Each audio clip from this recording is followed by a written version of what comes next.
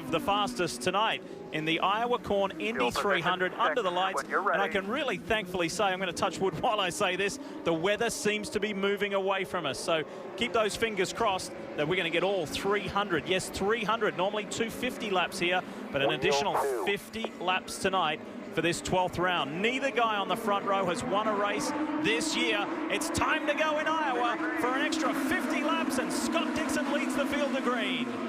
Castroneves trying to get down the inside there. Kanaan making a move on the outside. He was a little bit behind on the start, but here he comes on the top side, and he wants to lead this first lap, but Dixon holds tough on the inside. Look at the yellow and blue car, the Snapple entry for Andretti Autosport. Marco Andretti, as Dixon does lead the first lap, but only marginally over his teammate. Andretti loves that high line. Watch that yellow car. Marco's determined to win. I think Tony's got the run. He got the run around the outside, so he was the first guy to really make that top line work. And as we see the other cars back in the field, Marco starting to work the top side, trying to make a move on Briscoe. Hunter Ray has moved up 4 positions as we see Marco here up on the top as he hits those bumps and the front starts to slide. Briscoe's trying to keep it down up off of him.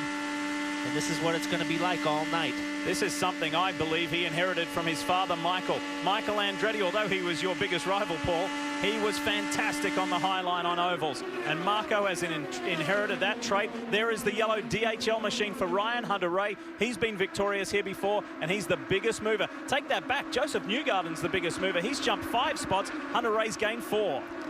But these guys want to get in the mix early on, just in case this race is called.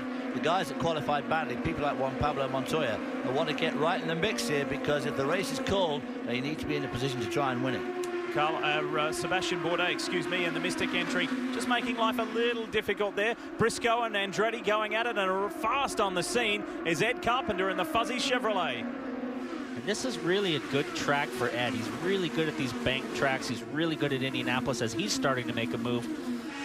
As you see, he's going to try to sneak to the high side, but Marco drives a little bit of a high line, so it really doesn't give him the opportunity. He's right against the wall. That's getting close. So Marco is really kind of driving his line, so there's not really a place for Ed to go. He's going to have to try and go down low, but that's going to be difficult. Back now, 2. This is the straight.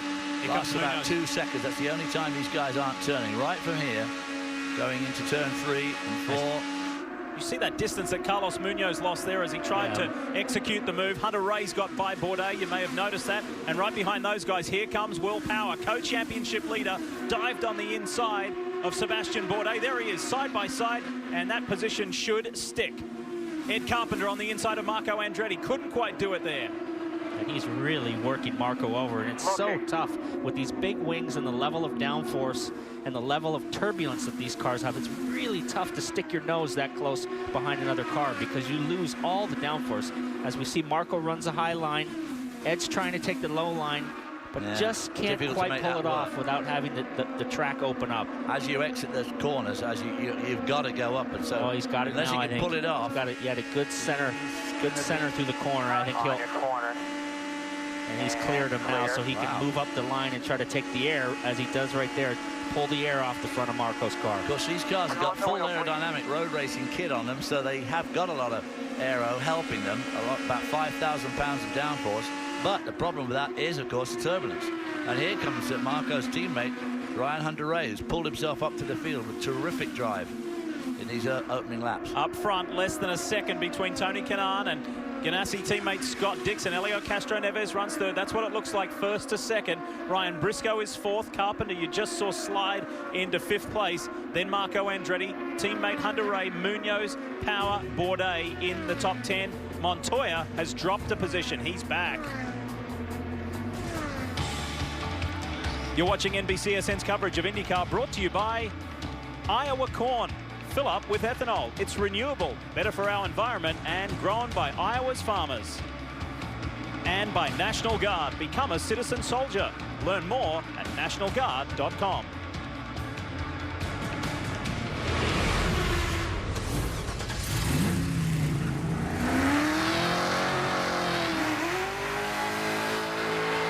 The Optima Red Top High Performance AGM battery for the strongest burst of cranking power and withstanding hard launches in extreme corners. With the Optima leak-proof design, it's the ultimate power source. Race proven for every road, every day. Woo! Sign the waiver? Waiver?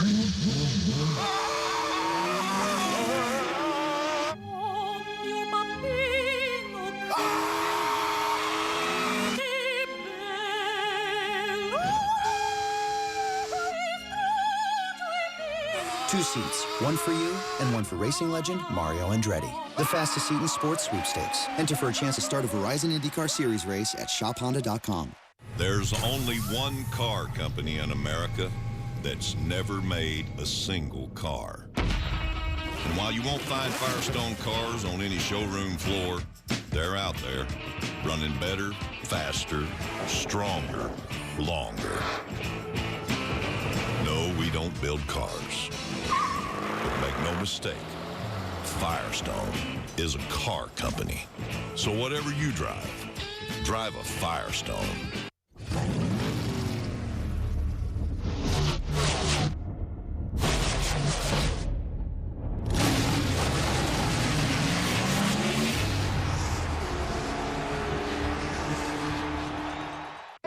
Day 9. Rolling hills and steep descents. A perfect backdrop for a breakaway, where a long shot can become a legend. Tomorrow morning, our journey continues.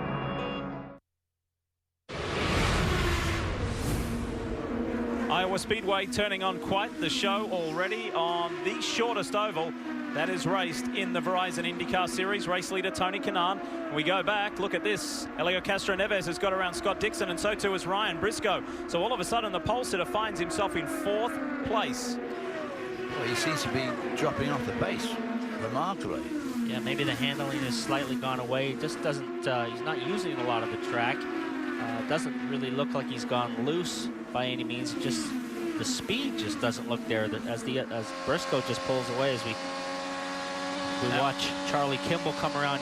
Now watch this in-car camera. You can see the vibration of the camera. And as we watch him on the start, coming up through the gears, he backed off a little bit going in and immediately got swarmed by cars on the left and the right. And you can see he's just another car around the outside. And as we come down the back straightaway, he comes in and hits a bump, and the rear just snaps out on him there. Boy, so boy, he lived there. Is just not fun when that happens. And to highlight how drastic that was for Charlie Kimball, he started 7th. He runs 17th, losing 10 positions. We've already got one car down a lap. That's Houston race winner Carlos Huertas for Dale Coyne Racing is the only car not on the lead lap at the moment as we race lap 25 of 300. The increased race distance by some 50 laps this year, as Will Power is a big mover in this pack as he starts to put pressure on Marco Andretti now for 7th place.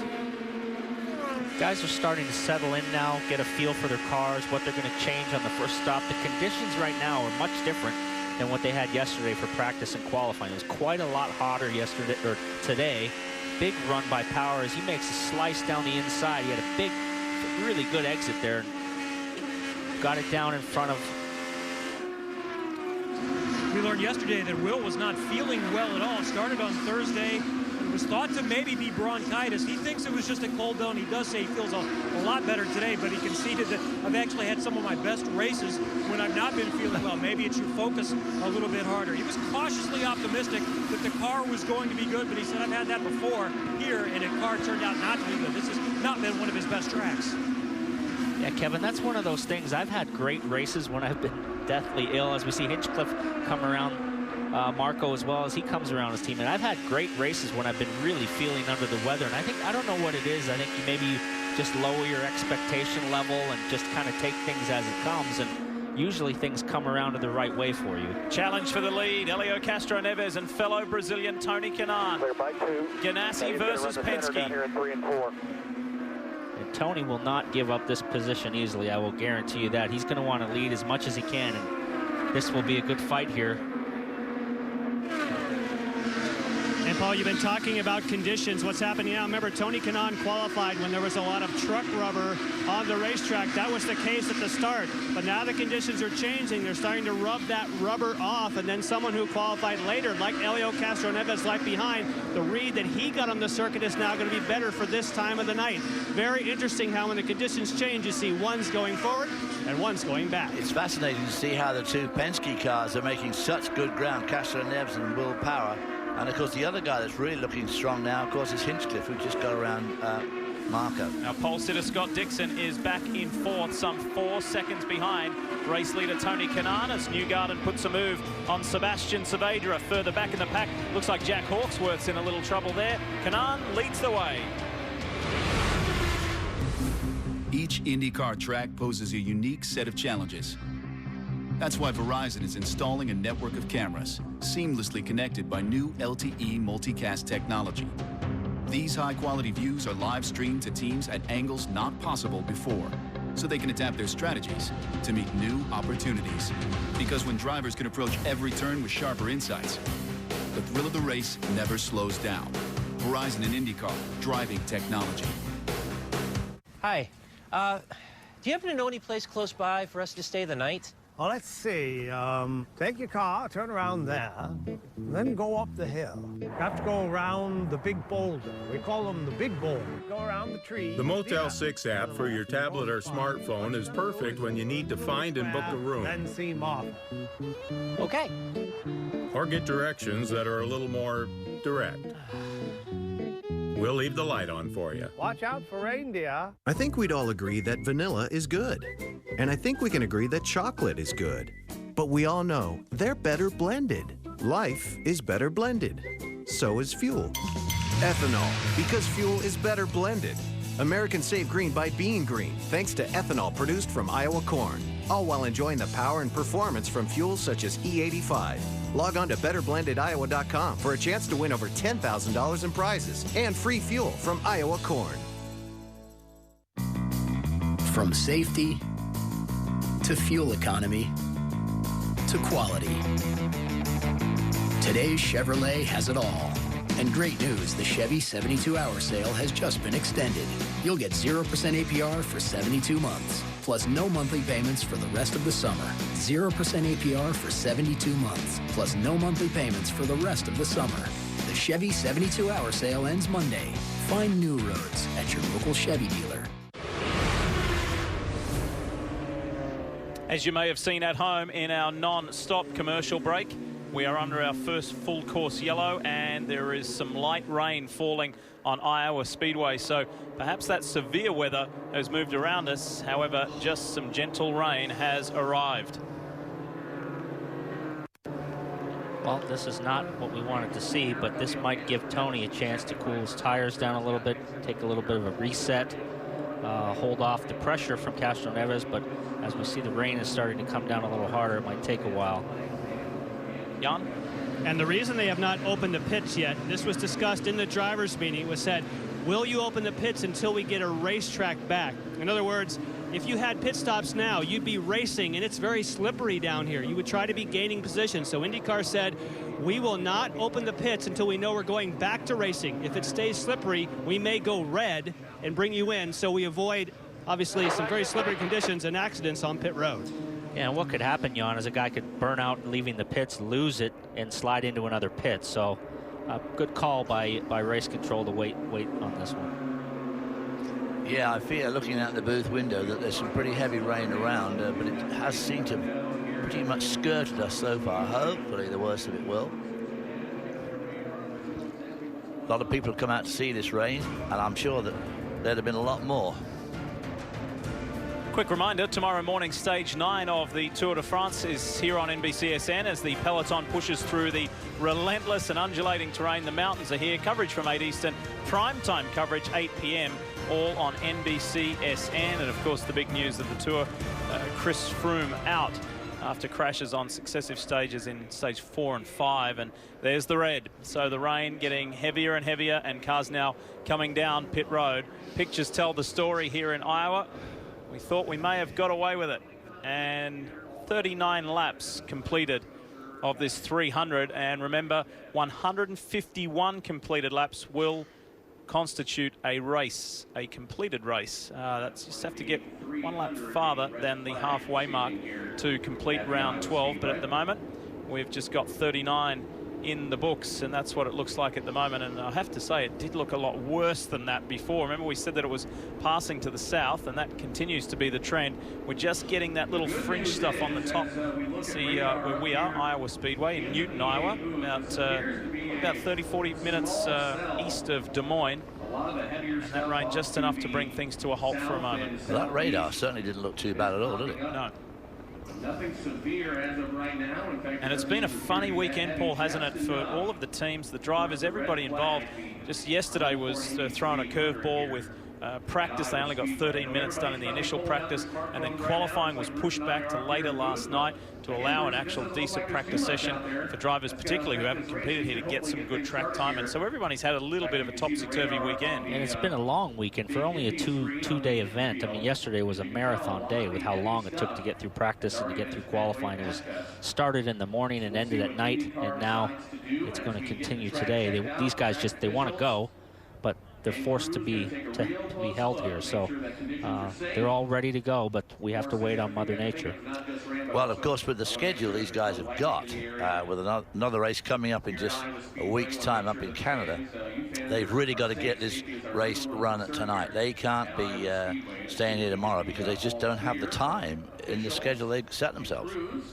Ryan Hunter-Reay there on screen, and he, at the time of the stoppage, was the biggest mover of the race, making up 8 positions. His Andretti Autosport teammate James Hinchcliffe, the defending race winner, made up 6. So the Andretti boys staying true to form. However, it's TK, Tony Kanaan. He's won here before. The leader while we're under red. I'm sure that IndyCar is going to make sure that everybody's back in their boxes before they open the pit lane. They don't need a bunch of guys running down the middle of the pit lane. And really the issue being that they've got their starters and their tug carts down there. They certainly want to get them back to their pit stalls here before they make that pit stop in case they have an issue here on pit road. They're going to need that equipment. Thank you. And Jimmy being a little bit humble there, because in relation to Sebastian Bourdais' fine qualifying yesterday, we learnt just this afternoon, gents, didn't we, that it was Jimmy Vasser himself who said to Sebastian, trust the car, trust you've got new tires on it, keep your foot flat to the floor and hang on. It's 2 laps. And you got to work your tools, like you said. And when they say work your tools in these cars, they have a front and rear anti-roll bar that they have adjusters. They can adjust them back and forth to change the balance front to rear. They also have a weight jacker in the car that moves weight in the car from left to right or right to left. So there is a lot of adjustments on an oval that you don't have on a road course. So they'll be constantly reminding these guys if their handling goes away, use your tools, and that's what that means. Teams, restart your engines, please.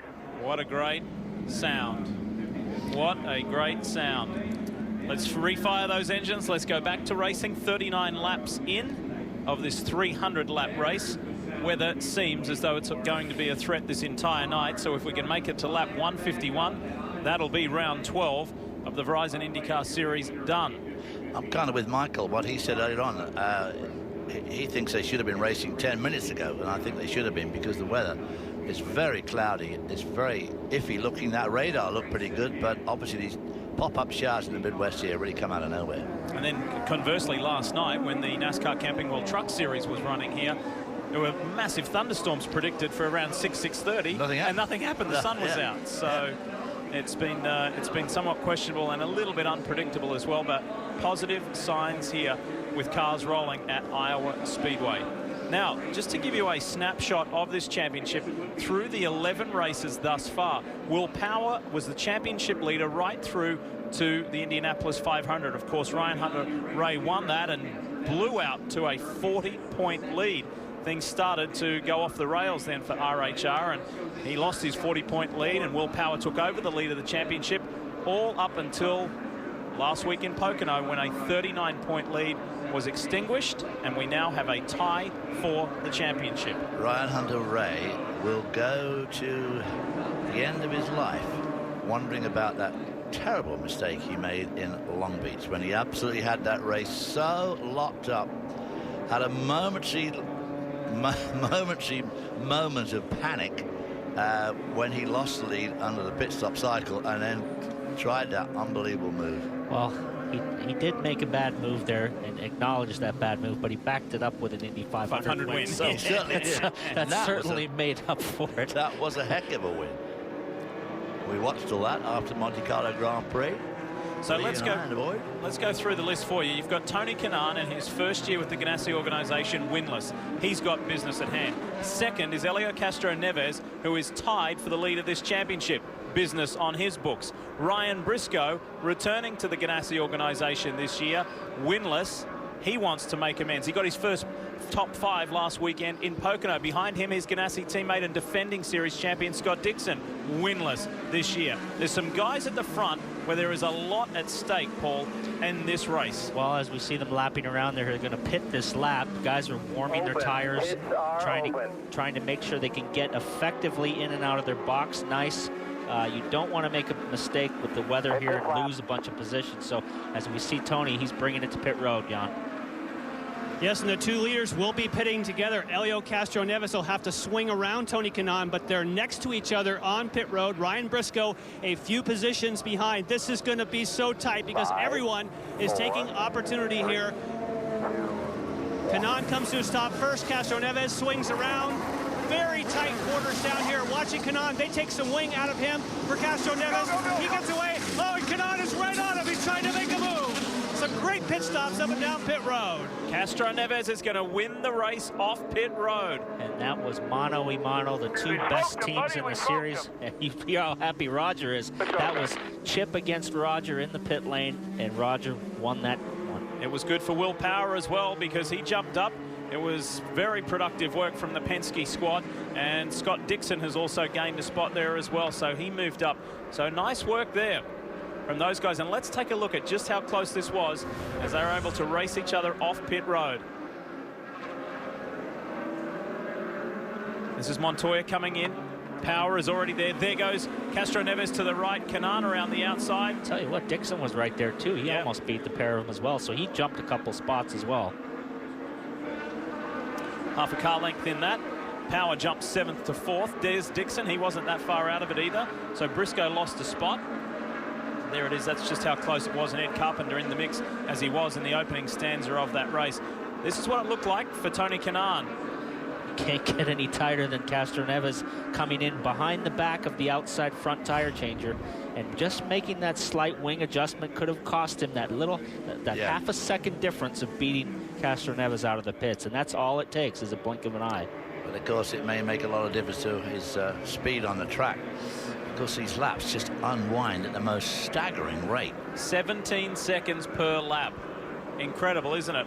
And yesterday in qualifying we saw speeds of 186 miles per hour on this 7/8 of a mile track. Jan? When you saw those replays of the pit stops, it was really the pressure on the crews because they didn't need all the fuel. Typically, if you're a tire changer, you wait on the fuel and you don't necessarily have to rush it. That was all like a real pit stop competition, and so the Penske crew definitely delivered.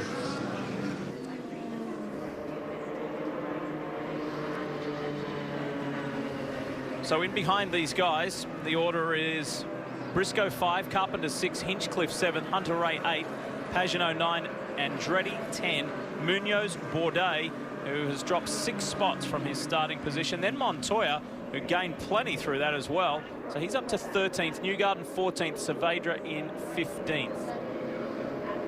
Rahal dropped to several positions on that pit stop cycle, and Charlie Kimball down in 18th position.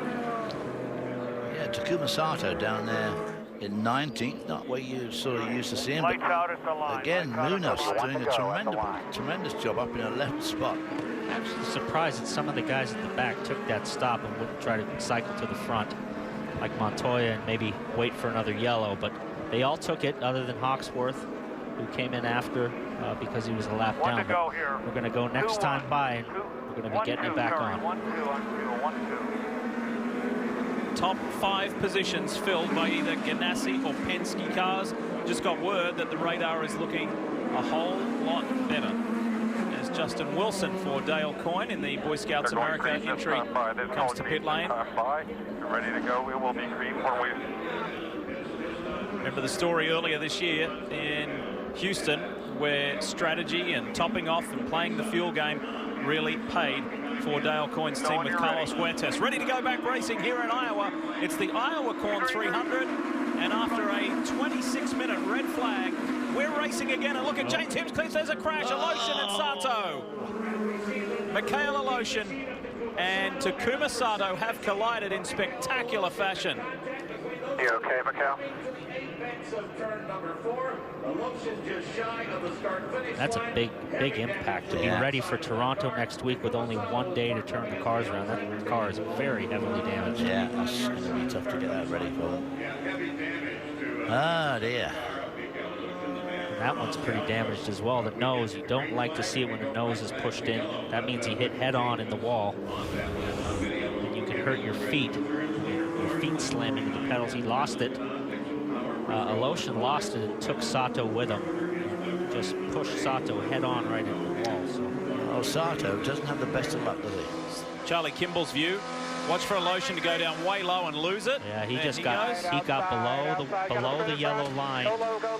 Went below the yellow line on the apron with cold tires, and then the rear stepped out and came up the track and took Sato with him. So definitely a mistake. That's the first mistake that we've seen Aloshin make this year on ovals. He's been fantastic, but that was just a classic rookie mistake. Kimball there, very lucky. Aloshin has been suffering some illness this weekend. There it is from a different angle. Ah, dear. That's going to take some clearing up, that. AJ Foyt. He's seen his driver in too many scraps. Well, he's also had a scrap with Aloshin, so this is twice now in the span of a few weeks, so he probably won't be very happy. And if AJ's not happy, Aloshin should be running through those cornfields right now. Let's check in with Jan Beekes.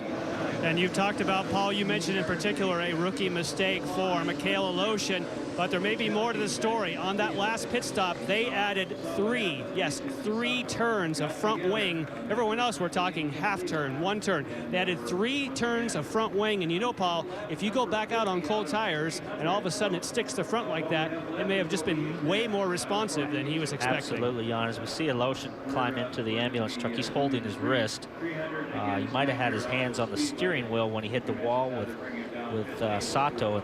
You know, there's just been a rash of wrist injuries lately with these cars. So, well, obviously you're supposed to let go of the wheel, but the problem is, of course, you fight it to the last minute. Let's hear from AJ Foyt. He's with Kevin. AJ, you guys need a break. There was nothing Takuma could do there. Well, you know, just like I said in Texas, all you're getting a bunch of damn idiots out there anymore. I don't know what the hell they're trying to prove on a start line. It's ridiculous, and I think the officials need to come down on some of this crap because we've been the victims since a couple of times. It's not racing no more. It's who can survive the crash. Another DNF, unfortunately, for Takuma Sato, and it has been a rough go this season. Have you ever gotten has AJ ever gotten mad at you, Hobbs? Luckily, no. I didn't. I only raced against him once or twice in my career, so he retired right after I started. But he is not happy with the other red, white, blue car, that's for sure. And as they do at each and every event, the ABC Supply Company has hundreds and hundreds of guests here. That is not what they came to see. And we were talking about this just a few moments ago. This is what happened a few weeks ago when Takuma Sato was in a very prominent position, vying for a top spot in this race. He and Aloshin come together again. And as you saw that steering wheel snap around on Sato in the car, he also had a sore wrist after that. So in the span of 2 weeks, these guys have gotten together twice. So understandably, AJ's frustrated. He's a little bit miffed. Here it is from the Charlie Kimball viewpoint. The collision of Mikhail Aloshin for the SMP Racing Squad goes low and loses it. And Sato, the innocent bystander. From safety to fuel economy to quality, today's Chevrolet has it all. And great news, the Chevy 72-hour sale has just been extended. You'll get 0% APR for 72 months, plus no monthly payments for the rest of the summer. 0% APR for 72 months, plus no monthly payments for the rest of the summer. The Chevy 72-hour sale ends Monday. Find new roads at your local Chevy dealer. So, what's this? Check it out. I just saved 15% on car insurance in 15 minutes, so I took a selfie to show everyone how happy I am. Really? Because Esurance saved me money in half that time. Can I? Oh, you can be in it. No need to photobomb me. Hash brown, selfie. Yeah, that's not how it works. 15 minutes for a quote isn't how it works anymore. Start with a quote from Esurance and you could save money on car insurance in half the time. Welcome to the modern world. Esurance, backed by Allstate. Click or call. The power of this sport is when speed meets harmony. Only Verizon unites the two by providing in-car cameras that live stream each race. Even though there's only room for one in the cockpit, a driver is never alone. Because through our technology, every fan can see what drivers see. So with the IndyCar 14 app, you join the race at 200 miles per hour. Verizon and IndyCar, driving technology. Hazard, look at the shape on it. Driver, Ivanovic! Howard stood up so strong. The Premier League season begins Saturday, August 16th on NBC and NBCSN. You've seen the auctions. Now meet the deal makers. Get the reserve on, you get more. 7 million! 7 million! That's a world's record. Meet them deal makers. Series premiere July 31st only on NBCSN. Waiting to go back to green here at Iowa Speedway in the Iowa Corn Indy 300. Before we do, I want to bring you some NASCAR America news and notes to bring you up to speed. And Kyle Busch and Jimmy Johnson will start on the front row for tomorrow's Sprint Cup race. Brad Keselowski, driving for the captain, did very well and earns career win number 29 in the Nationwide Series race today in New Hampshire. And here last night, Eric Jones won the Camping World Truck Series. To finish off a NASCAR point, we want to wish our friends at TNT, NASCAR on TNT, of course, because we have Wally Dallin back, Marty Snyder, Chris Neville, and the whole gang there. TNT's bringing their NASCAR commitments to a close, and they have their final race tomorrow. So we want to wish all the boys and all of our friends at TNT all the best for their final run tomorrow.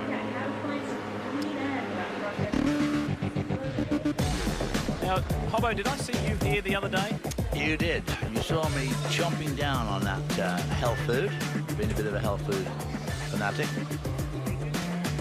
And the outcome was? Chickly. Well, I writhed around a bit for a few hours. Other than that, oh, look at that. A full-size bun on top. Perfect. And that is the Victory Loin sandwich. Allegedly, it's iconic here at Iowa Speedway. Kevin? One thing to keep in mind as we get back to the racing, hopefully soon, is that the numbers are going to change a little bit for fuel strategy in this stint, because we know that you get better fuel mileage running under caution, but they're not running the full lap right now. So I heard some radio communication that we're going to be guessing a little bit more on the number as they roll through pit lane here during this stint. So the weather is on our side very much now after there was a tornado watch earlier. We got that brief shower, and we have been able to get racing underway again. However, oh, and look, that radar looks a whole lot more user-friendly. And the sun's coming out behind us. We're getting sunset now, so hopefully it's going to look at that beautiful sunset now. A lot different than it was an hour ago. Get this accident cleaned up, and hopefully these guys can get going again. And wow, look at that. How is it to live in the United States? That is a spectacular view, isn't it? Just gorgeous. Here in the Heartland, IndyCar in the Heartland, and this is the 8th year for the Verizon IndyCar Series at Iowa Speedway, and there's been some tremendous history created here on this short but extremely fast track.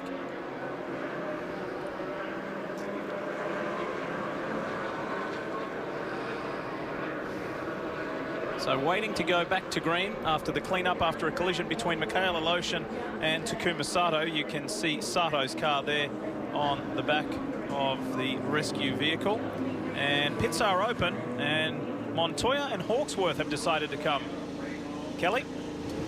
The last time through, Jack Hawksworth did not get any fuel into his car because the fuel nozzle broke, so they decided to bring him in and top him off this time. They obviously put in a backup part and now have fuel. And now we see Juan Pablo Montoya getting pushed out. Charlie Kimball also came in. You talked about that debris he ran over. They said they didn't see anything that showed he had any damage, but they brought him in to top him off and check for damage from running over debris in that crash. They didn't see anything. It was a quick one for Kimball.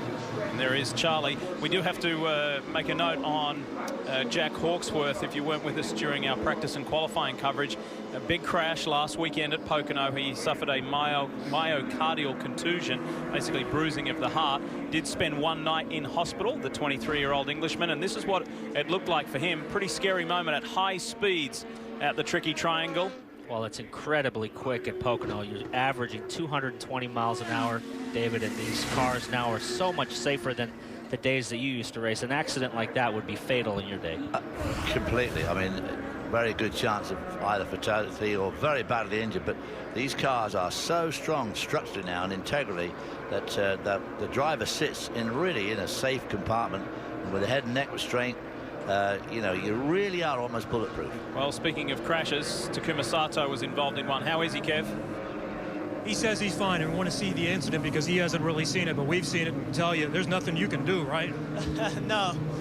I mean, I was side by side with Kimbo, and after taking a green flag, and then all I saw was just white smokes, and I couldn't really see anything. And it's just really unfortunate. In bad luck, it's keep on going, and hopefully this weekend was turning over, but maybe we have to wait another week. AJ was pretty pointed when we talked to him about the incident. It's the same guy that crashed you a couple of weeks ago. Yeah, but this case is a completely different scenario, so I wish he's okay. I mean, he seems to be a little hit the hand pretty hard, but hopefully he's okay. All right, we'll wait for a report of Mikhail Ocean. Thank you. Very classy for Takuma Sato. He made a mistake here tonight. Yeah, very understanding. As we're getting ready to go back racing here at Iowa Speedway. On green this time. Yes, well, of we course, Takuma are. wouldn't have been able to see him at all because he was behind Kimball's car, so he wouldn't have seen Ocean coming at all. Very understanding. Start to pack up now as Castro Neves slows the field down. He went a little quicker as the pace car peeled off to get some heat in the tires. As we see the sun, the crowd is clapping. They're ready for a race. The first time we've seen Elio lead in this race. He got that position on the pit stop rotation. Let's see what Kanan can do. Can he go with his old friend? He goes to the inside on Elio. He opened up the line on the entry. Elio took the high line, and Tony does not want to give up that lead at all. He knows that he had a good car. He was pumped after qualifying yesterday, devastated after Pocono last weekend, where he saw a win evaporate. Go away from him. Dixon running 3. Briscoe, his Ganassi teammate, running 4. Power is under pressure from Ed Carpenter.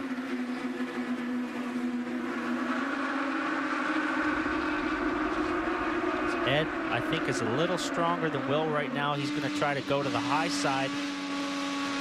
Right now the tires are fresh, so you're able to run the low line and keep it down there. But as the tires wear, these guys are going to want to work their way up the track and use that high line like Ed is using right now. As he gets a little run here, he's going to pull up on the back of him, but he's not close enough yet. Enjoy a ride with Ed Carpenter. Watch how quick a lap happens. Just had to lift a little bit there. He was making good ground on him, but you see he made a slight adjustment on the on one of the tools he's got in the car. He reached down with his left hand and made an adjustment there. So probably following these 5 cars in front, the turbulence is pushing the front a little bit. So a small adjustment on the front.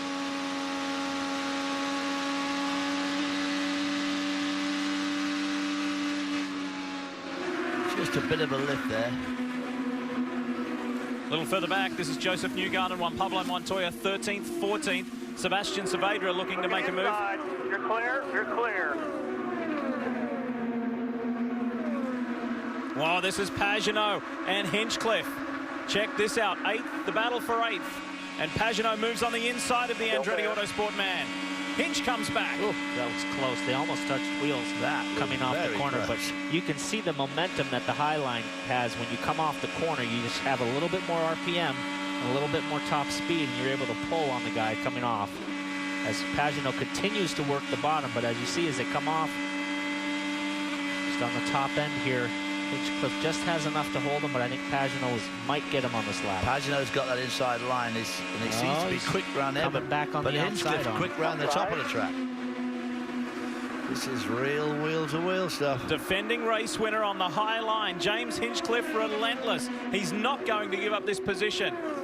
The fight for 8th continues. Castroneves is in the lead by just 1/10 of a second over Tony Kanaan. This is a great fight. Tony Kanaan is still working over his Brazilian countryman, Castroneves. He really desperately wants to get by. I think we're going to go full distance tonight, so maybe the urgency isn't as great right now, but after leading at Pocono so many laps, he just wants to get back out there and control the race. Elio Castroneves said in response to leading this championship in a tie with Will Power, you know what? There's a long way to go in this 24 series. I've been in this position before and a lot closer to the last round of the season. I'm not getting too excited just yet. We've got some close calls to show you. Let's just go back a couple of laps with he and Ryan Hunter-Reay, his teammate. There's RHR on the high line. Wow. That's a thread the needle. And then this fight with Simon Pagenaud that went on lap after lap after lap. That is close. Teammates going at it here. Ryan Briscoe, Scott Dixon. The NTT data entry on the low line.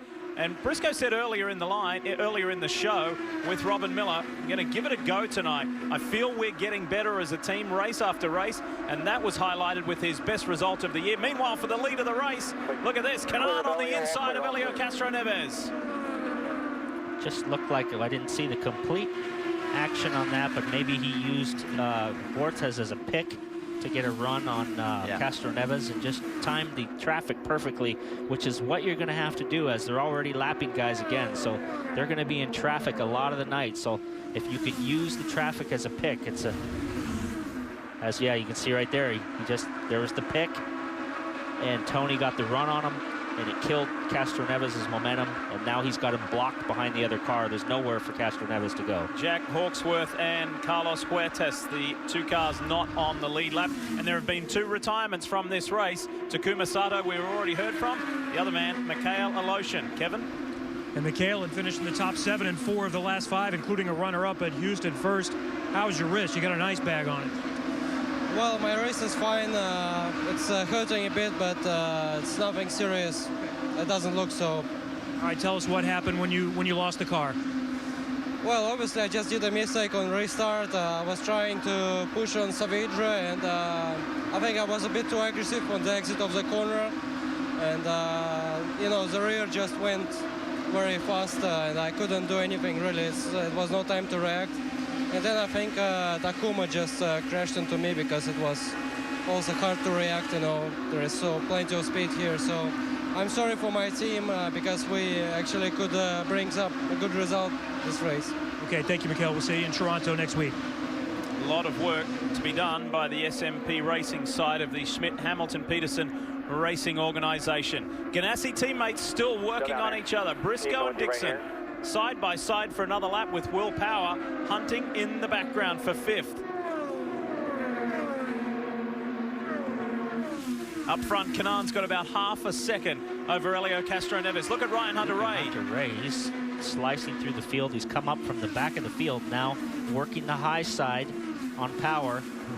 He'll try to use Power as or Dixon as a pick here if he can get a run around the outside and get a good exit. We are hearing reports from the track that Juan Pablo Montoya is suffering some rear wing issues, similar, there it is right there, to what Ryan Hunter-Reay experienced yesterday in the opening session of practice. Same side, we look up ahead, and that rear wing end plate just delaminates exactly the same as what happened to Ryan Hunter-Reay yesterday. And that'll take a lot of downforce off the rear end of the car, and if he's looking a bit tail happy, he loses that wing, that's going to be bad. We see Castroneves working on Tony. The reason I think this is happening, Dave, we talked about it in practice. You know, these are the road course front and rear wings, and you only see sustained speeds on a road course of maybe 185, 190 miles an hour for a fraction of a second.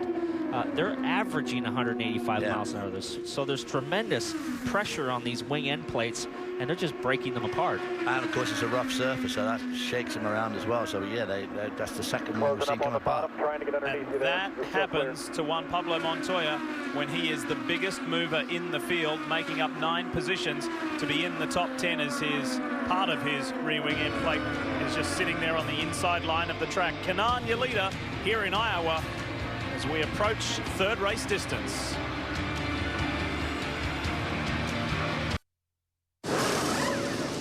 Leaders pit stops underway. Tony Kanaan gets going, and he's right next to Castro Neves. This time, Castro Neves does not pass him. And it is all the leaders who are making their pit stops here. They came in the same order, but it looks like Will Power had also an awesome stop coming off pit road. Juan Pablo Montoya's team is changing that rear wing. They had a very fortunate break that they got the yellow here. So as long as they get it going, the caution obviously was for his debris, but this is going to allow him an opportunity to get back on, but they've got other issues despite the rear wing right now. Montoya was just having a fit over something. We don't really know what his issue is. He's pointing at the steering wheel. Maybe he's lost functions on the steering wheel, but he's completely having a meltdown. I think he's trying to explain something. Feels like the fuel probe is in. He was thinking that it wouldn't go in gear because the fuel probe was saying it was in. There's a sensor on the car that won't allow the car to go in gear while the fuel probe is in to eliminate the cars from leaving with it plugged in, and maybe that's what was happening. Yeah. Animated is an understatement. I was going to say, he was very agitato. And rightly so, because he'd made up tremendous ground. And he's coming off the back of a win, and he feels not only that he's in the groove of IndyCar 2014, but he stands a chance of being the champion at the end of this year. So some pretty heated stuff on pit lane, not just with the Penske team, out on track as well, on board Hinchcliffe. Check this out. Whoa! That's as tight as you're ever going to thread the needle there. That was really close. I mean, one more inch and they would have both been in the wall together. And if you think James Hinchcliffe wants to win this race tonight, you are right. He wants to defend that win. Well, you've got to have eyes in the back of your head out here as well. It's such a short lap as this, 17 seconds, averaging 186 miles an hour. There's not really much that Ed could do. I mean, I'm sure he was pushing up the track and understeering, and then when James decided to stick it in between, there's not anything that Ed can do. That's right, Paul. And in fact, he had called in earlier that he had a massive push, and he knew that he was coming. He tried to keep it down, but the car was washing up the track. Thankfully, he held it up enough to where there wasn't contact. But now he's been on pit road and had the change that he wanted. We've been remiss to let you know the reason for the third caution. It was, of course, because of Montoya's debris. We showed you going to the break. The caution came out just as we went to break. It was just that part of that rear wing end plate down on the inside line of the track. What a glorious evening now, hey, here at Iowa Speedway. After some really serious weather concerns earlier, we have got a beautiful night to do this race in its entirety as we approach the 100 lap mark, 1/3 race distance. What's going to happen in the rest? And they're waving this start off. And whatever problem Montoya had in the pit, it has cost him a lap. He's lost a lap, so that might be why he was aggravated, as we see Sebastian Bourdais having a problem getting going. It looks like he's got it going now, but I don't know what was happening there. He just didn't come up to speed off of the pace car speed. Going now, and before that happened, he was in 17th position, one place ahead of Juan Pablo Montoya, who started 19th, came up to 10th. Now Montoya's back down to 17th place. Let's see green this time by at Iowa Speedway. No, we don't. Yellow again. Wow. Race control not quite happy with the lineup or the pack up. They want them closer. So fair call. Pace car speed here for the time being. Everybody else, let's close up the gap. Pace car speed, car 10. Well read, Lee. Pace car speed, which is 80 miles per hour. And that was the instruction given to car 10, Tony Kanaan, in the TNT Ganassi entry. Pretty big gap there on the restart. As we said, Will Power gets a run. on Castroneves and slices down the inside, but Tony really got that restart. I don't know what he did. What Castroneves was thinking there. Maybe he didn't think it was going green that time. Exactly. I think he thought it may have been waved off again, and Will Power pounced. The two guys who are tied at the lead of this championship are racing each other on track again. Castroneves comes back on his teammate. I just don't think he was ready for that restart. Maybe he thought it was going to go another lap. Side by side, the two guys who are side by side in the championship. Elio on the inside, Will on the high side. Keep in mind what happened at Pocono last week when Power was penalized for blocking, and he gave both of his teammates a hard run. He's learned from that, but he said, you know what, that's just how I race. I'm used to being an aggressive racer, and I'm racing for the win, and if you're not racing for the win, there's no point, as Ed Carpenter comes on the outside of Scott Dixon. Yeah, Ed Carpenter's made a good run since the green flag did come out. We're watching Scott here. He's getting worked over by Ed. He's had a little bit more of a struggle in terms of handling tonight compared to his teammate. He's been having to fight the whole time with somebody every single lap. So, yeah, and he was on the pole. He had such a good run last night. Such a fast car. Qualifying lap record here. So we'll hear from Jan. And Ed Carpenter, you saw how he picked up that speed on Scott Dixon. Paul, that was one turn of front wing. That's all he did on that previous pit stop, and now he's on the go pedal. Here comes Power. Ryan Briscoe in the NTT data entry, feeling strong. Of course, that finish last week at Pocono jumped him from 13th to 9th in the standing. So if he has a really good finish here and say the top three, that's really going to help. Well, a bit far behind, think of Championship. The second time he's done that to me. Sounds like Ed is not happy with Will changing his line in the middle of the corner. He wants to get a run on the bottom side, and it seems like he feels that Will is cutting the air off of him. So he's saying he needs to pick a lane and stay in it, but you got to find a way around the guy in front of you. He's in control of where he wants to go. Yeah. You heard that massive throttle modulation aboard the Fuzzy Chevrolet. Now Carpenter starts to regain that ground on Will Power. Kanaan leads by less than 0.3 of a second. Briscoe's third. You're looking at Power in fourth. There's the fight for the top spot. The two Brazilians going at it. Old friends, came into IndyCar at the same time, raced Indy Lights for Tasman Motorsports at the same time, have known each other and know each other's racing style so well. Trying to get underneath you, but you're still clear.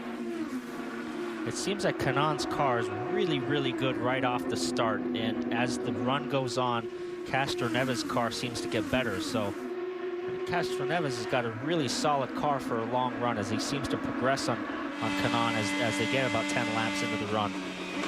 Sebastian Saavedra in the KV AFS entry, that red and yellow car. He sits 8th at the moment, riding aboard Simon Pagenaud in 9th. And I'd say that's a pretty strong run from Saavedra. Very strong. As we heard Simon Pagenaud hit the rev limiter at the end of the front straightaway. And these two are still going at it, Power and Ed. So a little bit sideways coming off the corner as Will chopped across the front of him. It got Ed a little sideways coming off the corner. You can see how thick the air is, those vapor trails coming off the rear wings. The contrails coming off the rear wing from the humidity. A lot hotter than it was yesterday, so the speeds are high. You see that white trail coming off the back wing, which is really cool looking. Let's show you what that looked like from Ed Carpenter's view. Inside Power, draws alongside and gets by the Verizon entry, or does he? Still there, still there. Yeah, maybe Ed's car's not working quite so well on that lower line, whereas Will Power's car seems to be working high, pretty well high, as both these guys do. Castroneves coming down. He's tried this trick 3 or 4 times to get underneath him, but doesn't seem to pull it off. And that's what's great about this track. It's just there's so many different lines that you can take. As you see, Tony runs the high side, Castroneves kind of runs the middle, and it's just a seesaw. A guy will pull up and then pull back, and it's just really great racing here.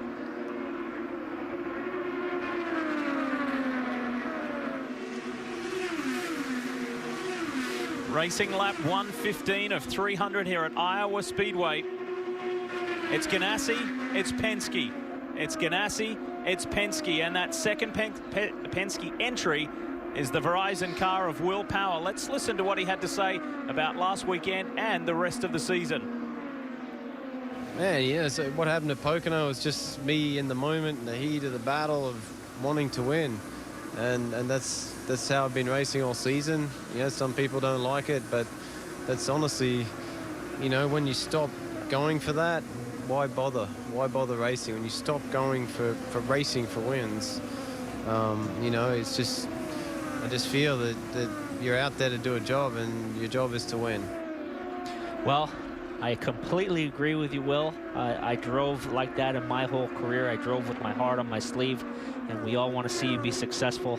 And you're having a great night tonight, so let's keep it going. The two of you had quite a few appointments with race control too, though, didn't you? Yeah, mine were for different reasons, though. I was usually shunting another guy off the track. James Hinchcliffe runs 7th in the United Fibre and Data entry, the defending race winner. Can he go back-to-back and give Andretti 5 in a row? It's all Ganassi and Penske at the moment. I think we'd all agree that vanilla is good. And I think we can agree that chocolate is good. But we all know they're better blended. Life is better blended. So is fuel. Ethanol, because fuel is better blended. Americans save green by being green, thanks to ethanol produced from Iowa corn. All while enjoying the power and performance from fuels such as E85. Log on to betterblendediowa.com for a chance to win over $10,000 in prizes and free fuel from Iowa corn.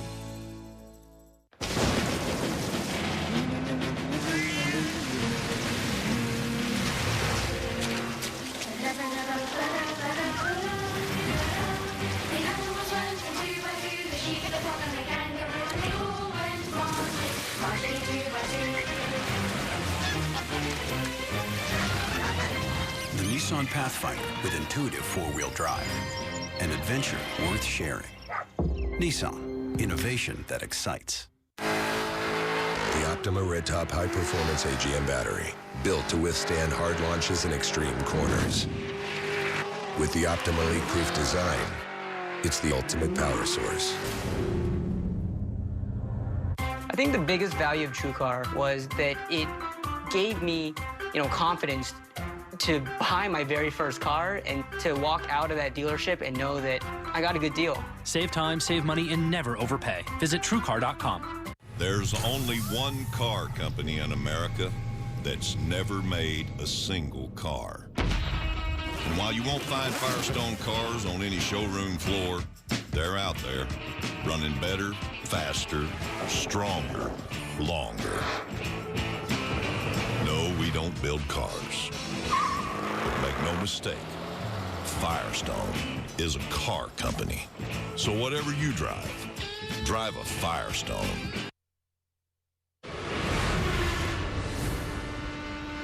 Fabulous open wheel action here in Iowa tonight, and a week tomorrow the Formula One World Championship heads to Germany for the Santander German Grand Prix. Of course, four-time and defending world champion Sebastian Vettel looking to get his first win on the season, and a newly married man as of today, Nico Rosberg, who leads the championship, will be wanting to win his home Grand Prix as well. German Grand Prix next Sunday here on NBCSN. It is time now. Start with Jan. And Tony Kanaan is obviously having a great night, and you noted that it seemed like he was dropping back into the clutches of Helio Castroneves. I checked with the team. They say, no, we think that we're just a little faster in 1 and 2, but here in 3 and 4, we think that Castroneves is faster. Now, of course, for Helio Castroneves, they have flip-flopped during pit stops.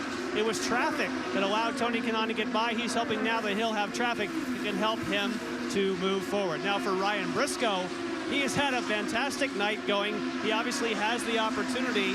He's been happy on the radio, hasn't asked for any changes. Kevin?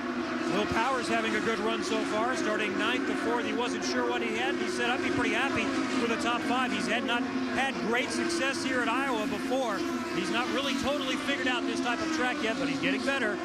And for Ed Carpenter, we saw that he had a big push earlier, but he got one turn of front wing on the last stop, and he is much, much happier. He's got to work through the lap traffic there of Hawksworth, but happier with the car. Still wants more front. Said is still pushing, Kelly.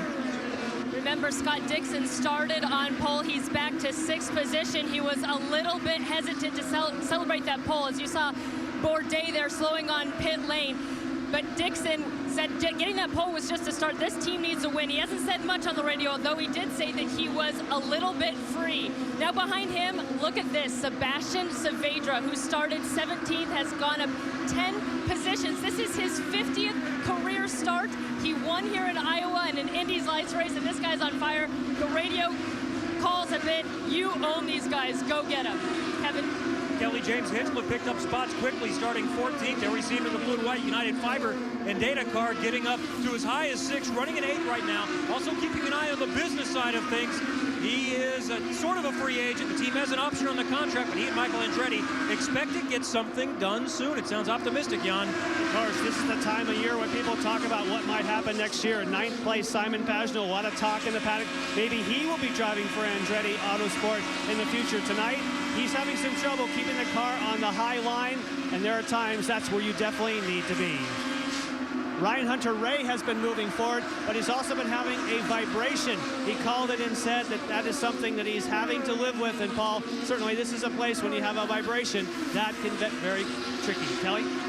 Another big mover has been Joseph Newgarden. In spite of qualifying 21st, he said he felt really good about his chances today. He said they just missed it in qualifying. He's already up 10 spots. Marco Andretti moved up quickly into the top 5. And we've talked about racing teammates within the Penske's. Well, he radioed in early on during that first yellow for rain. Tell Ryan Hunter-Reay it's way too early to be pushing me high up like that. Kelly? Graham Rahal has advanced a couple of positions. Remember, he finished 5th here at Iowa last year. He was really confident, but he has been complaining over the radio at times of oversteer, and at times he says he feels a little bit of loose, especially in turn 4. Kevin? Carlos Munoz has dropped from 5th to 14th. This is a new animal for him. He's been great on the big ovals like Indianapolis and Pocono, but he's only raced here in Indy Lights, and he said when I came here for the first time a couple of years ago, it was scary. Much better last year, but different this year in the IndyCar. And to show you how close it is, look at Kimball and Munoz going hard at it. These guys have been lapped. And as we talked in the beginning of the show, the stranglehold that the Andretti team had on this racetrack over the years, they are really struggling tonight. All the cars have kind of fell off the wagon. Marco, we were thinking was really going to be looking good here tonight, but he is certainly having troubles dropping down there to 12th. And for Carlos Munoz to be the highest qualifying and Andretti driver, I don't think he would have thought that he'd be lapped before halfway through this race. And you saw there Sebastian Bourdais out of the car and seemingly out of this race. Meanwhile, Power and Briscoe going at it. This is a good scrap, and it's been going on for many laps. This is for a top 3 spot, held down by Briscoe at the moment. Canaan has a 2.8 second lead over Helio Castro Neves at the front. It's a lot tighter for 3rd.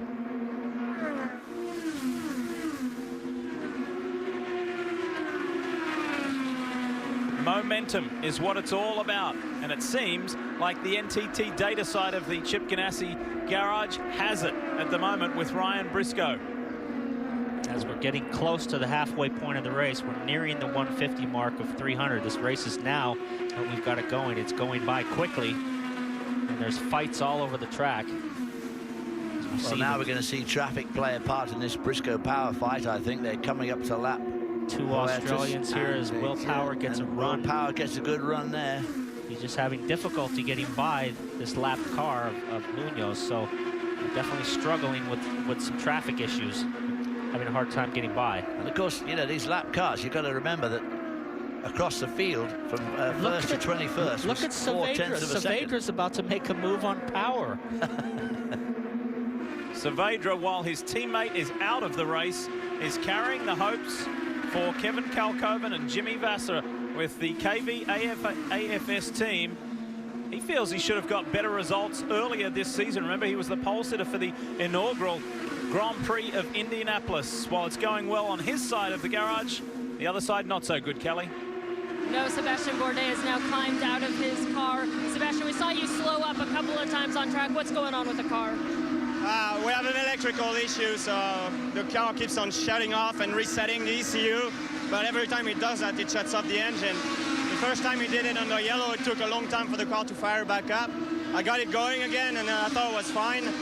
And then on bumps and stuff, it would shut off every now and again. but the engine kept running, and then finally in the back straight just shut off completely. It took a long time to restart. We just can't take the chance to run like that. If it happens when I'm fighting for positions, I'm going to put somebody in the fence, so just no point. Qualified 6, I'm sure you had better hopes for your race here in Iowa. Yeah, and the car was really good as well. We can see Seb is running up there, and the first run was a bit difficult, but then, you know, the track kind of came to us, and I personally found some things with the lines, and I was pretty happy with the car, so it's a bit of a shame, but we'll keep digging. Disappointing end here for Sebastien Bourdais. Yeah, absolutely. Sebastian's 100% correct to get out of the car. You do not want to have the car lose power in the middle of the corner, because you can have a situation like we had with Ryan Hunter-Reay and at Indianapolis, where he had a car run over the top of him on the last lap. Up front, it is Tony Kanaan, 1.1 seconds ahead of Helio Castroneves. First and second, it's been an intriguing fight, hasn't it? Ganassi versus Penske. From safety to fuel economy to quality, today's Chevrolet has it all. And great news, the Chevy 72-hour sale has just been extended. You'll get 0% APR for 72 months, plus no monthly payments for the rest of the summer. 0% APR for 72 months, plus no monthly payments for the rest of the summer. The Chevy 72-hour sale ends Monday. Find new roads at your local Chevy dealer. If you had $1 for every $1 car insurance companies say they'll save you by switching, you'd have like a ton of dollars. But how are they saving you those dollars? A lot of companies might answer or no comment. Then there's Esurance, born online, raised by technology, and majors in efficiency. So whatever they save, you save. Hassle, time, paperwork, hair tearing out, and yes, especially dollars. Esurance, insurance for the modern world. Now backed by Allstate. Click or call. Don't just visit San Francisco. Visit TripAdvisor San Francisco. With millions of reviews, TripAdvisor makes any destination better. I think we'd all agree that peanut butter is good. And I think we can agree that jelly is good. But we all know they're better blended. Life is better blended. So is fuel. Ethanol, because fuel is better blended.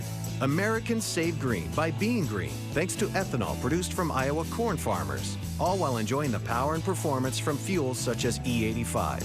Log on to betterblendediowa.com for a chance to win over $10,000 in prizes and free fuel from Iowa corn. Why would these rivals risk everything?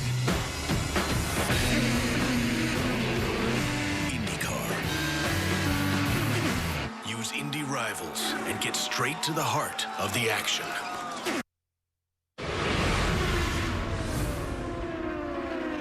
Race leader Tony Kanaan comfortably out in front. However, Helio Castroneves is edging closer and closer.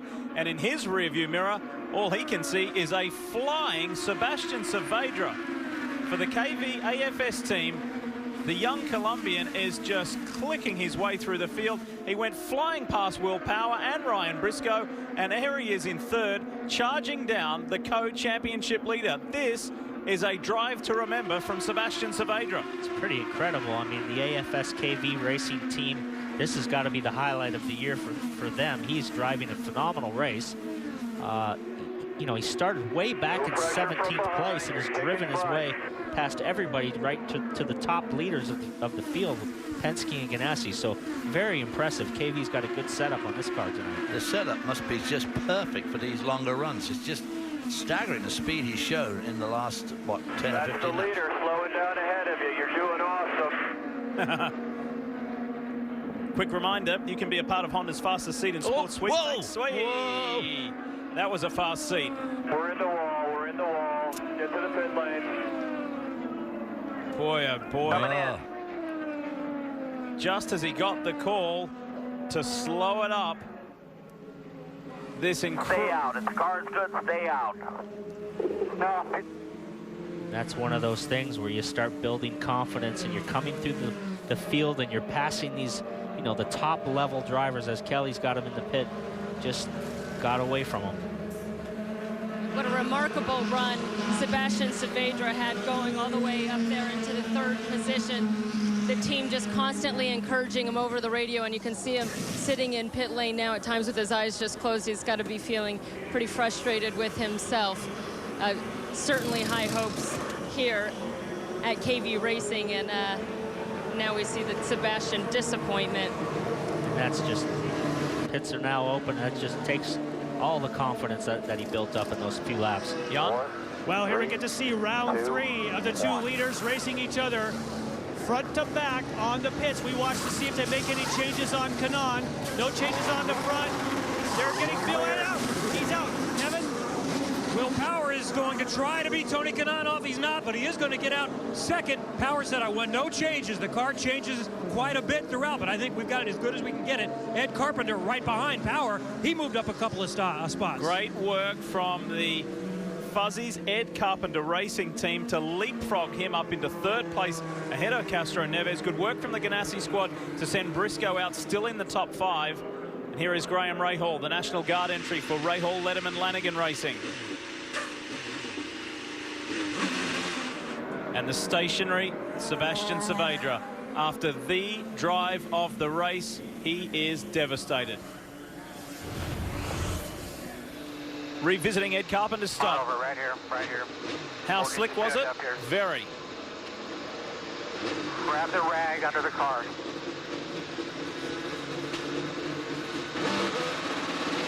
Clear out, all clear out. And there he goes past Castro Neves to leapfrog his way up into 3rd place. Good work. Good job. The Texas Motor Speedway winner earlier this year. Of course, doing half the season. He only does the ovals, and Mike Conway does the others.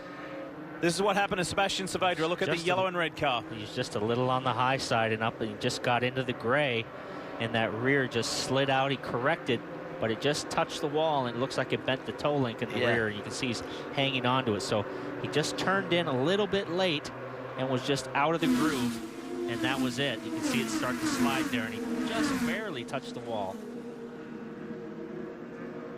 Boy, that was close for Ryan Briscoe. It was.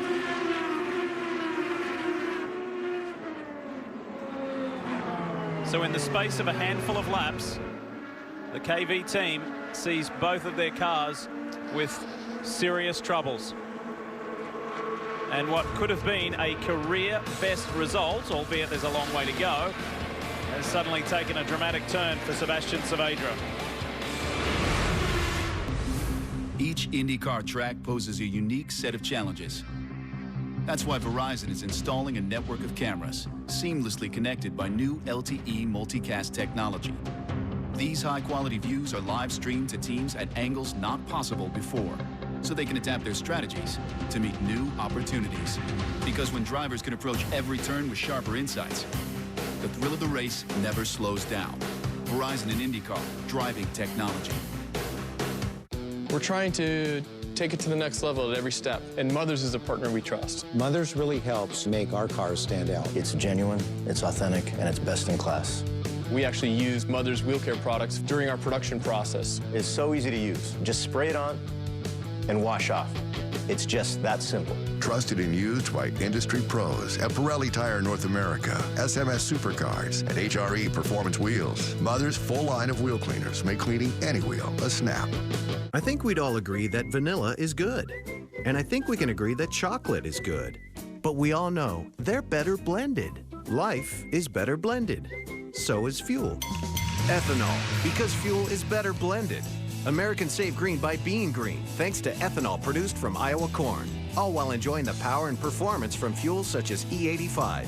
Log on to BetterBlendedIowa.com for a chance to win over $10,000 in prizes and free fuel from Iowa corn. Woo! Sign a waiver? Waiver?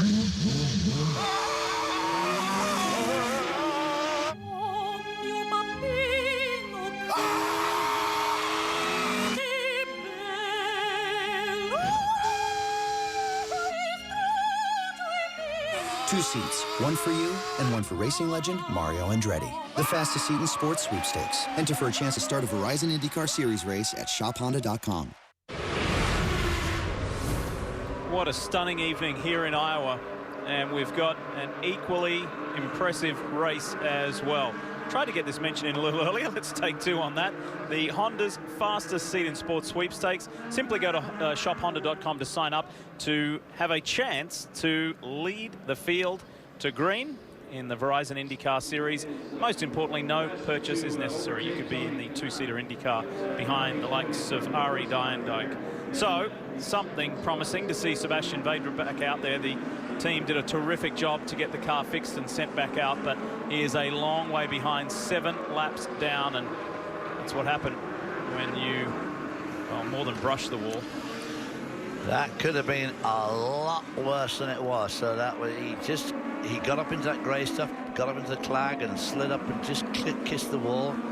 That was 7 laps under yellow. If it was under green to have to do that, he probably would have lost 20 or more. So it's so fast around here. Speaking of laps down, one thing that Juan Pablo Montoya did was get himself back on the lead lap.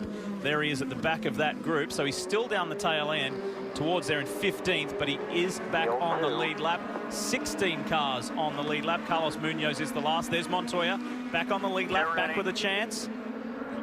Fresh rear end, and we are going racing. And that was a nice tidy restart. Everybody's packed up nice and ready to go racing as we see Carpenter on the inside. Make a move on Will Power. Will way up in the way high.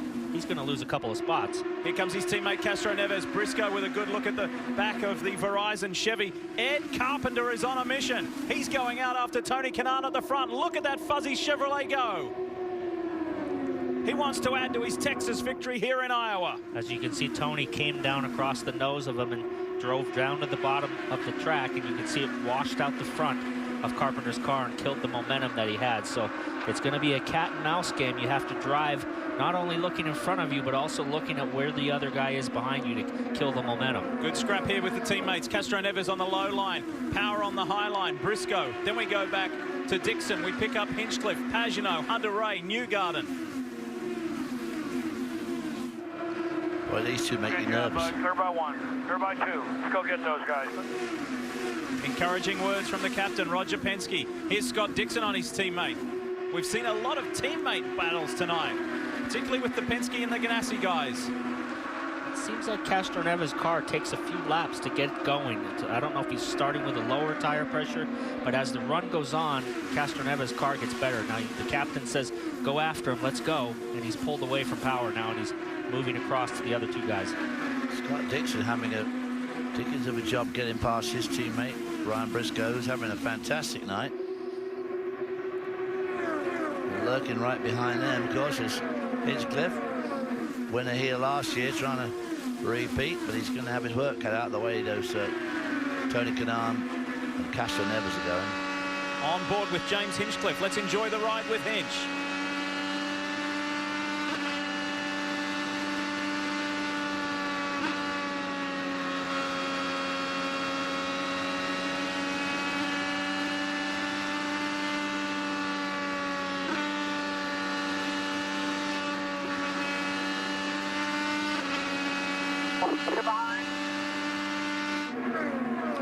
Briscoe making a move on Power here.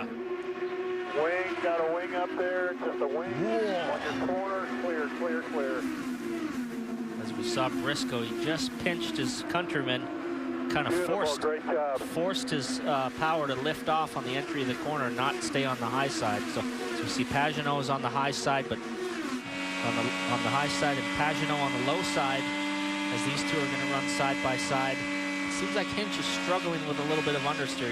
He's having to shift a lot, as you hear Pagenaud pedaling the car through the corner to try to keep it underneath of Hinchcliffe. The Hinchcliffe made a lot of ground on Dixon there for about 3/4 of a lap. He moved up very close and suddenly dropped back, so his handling must have... Now Dixon's got things going again, and he's able to make a move on Will Power, who goes high. That was pretty close right there. When Dixon cut across the nose of Will Powers, it made the front of his car push out like it was a boat crossing a wake of another boat. Not the first time we've seen Hinchcliffe and Pagenaud go at it tonight. They've put on some terrific driving. They're fighting at the moment over 6th, 7th place. And it's tight. Boy, keep digging outside. Ooh, it is tight. He couldn't keep it down there and keep his foot in the throttle. I think what Hinchcliffe is really just trying to do, and he's forcing him down low and just pinching him down so he can't keep his foot in the throttle. And while these two guys are duking it out between them, right behind them, Ryan Hunter-Reay is moving in on them pretty quickly. Yeah, as long as these guys are racing side by side, they're not going as quick as they could possibly go. So that has allowed Hunter-Reay to close in. If either of these two make a mistake, he'll be by the both of them. And Paul, of course, when he gets pushed to the bottom like that, you know the Hinchcliffe also, man, they are close. The more that he can push him down, yes, he loses the momentum, but he also wears the tires more, so that's going to be tough on the tire wear for Pagenaud. Now he is clear of Hinchcliffe, barely. Now they switch positions as Hinchcliffe does the crossover. Pagenaud finally got by, and he tried to do the crossover.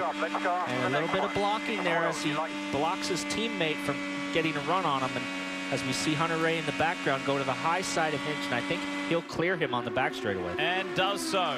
Yeah, he seems to be running pretty quick at the moment. Two guys who have seen the checkered flag first here at Iowa Speedway. Hinchcliffe in trouble. He ran really high close to the wall. And look who's coming quick on the scene. It's Joseph Newgarden. Stoner Crows. Now that was close to the wall. Yeah, that's what happens when you have 5,000 pounds of downforce and the turbulence that these wings put off. It's like, the only way I can describe it to people is it's like the turbulence off of the back of a boat. When you cross over another boat and there's a wake, it just causes the whole car to slide out from underneath of you, and it just goes straight for the wall, and you got to get out of the throttle and avoid hitting the wall. These big wings make a big hole in the air. Oh, a huge hole in the air.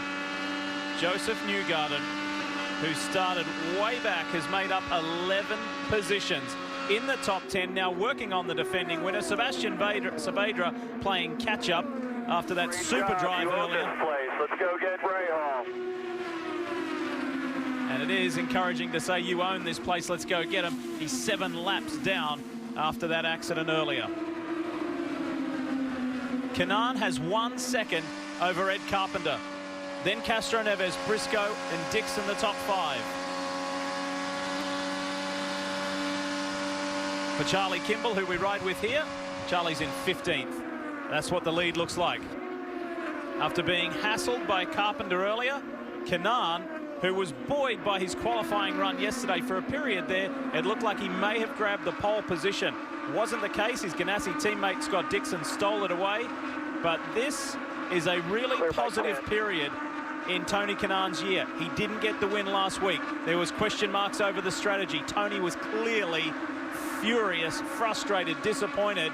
And he even said to Kevin Lee yesterday after qualifying, we don't need luck, we need to get things right. And we didn't get last weekend right, we need to get it right tonight. And he came here, it wasn't disappointment that he came here with or frustration. He came here with total motivation, like right from the drop of the green in practice on Friday. He went straight out and went P1 in 3 laps. So he's highly motivated tonight to get a win. Well, Paul, you've been saying all weekend that you really have been thinking this is going to be Tony Kanaan's race. And certainly so far, it's going all his way. And Tony knows how to win here. He did it back in 2010. And so far, so good as we approach the 200-lap mark. Car number 10, Tony Kanaan, has been in control of this race for the majority of it. He is the focal point of today's Mazda driver profile. The veteran is well and truly in control of this race, and he needs to be. Taking over from his good friend Dario Franchitti, who was forced to retire through injury in that horrendous crash in Houston last year. This was something that Tony was looking very much forward to, being a part of the Target Chip Ganassi organization. The year has not quite gone to plan, and this could be a marvelous turning point for one of the most loved and respected drivers in this IndyCar series. You won't find a guy he's got a second lease on life being able to get with the Ganassi team, and you will not find a guy in the paddock that is in better shape than Tony Kanaan. He's competed and finished the Ironman Hawaii, and if there's any guy you're going to put in the car that can get it done, he's one of them. 3 seconds over Ed Carpenter, who is now under severe pressure from Helio Castro Neves.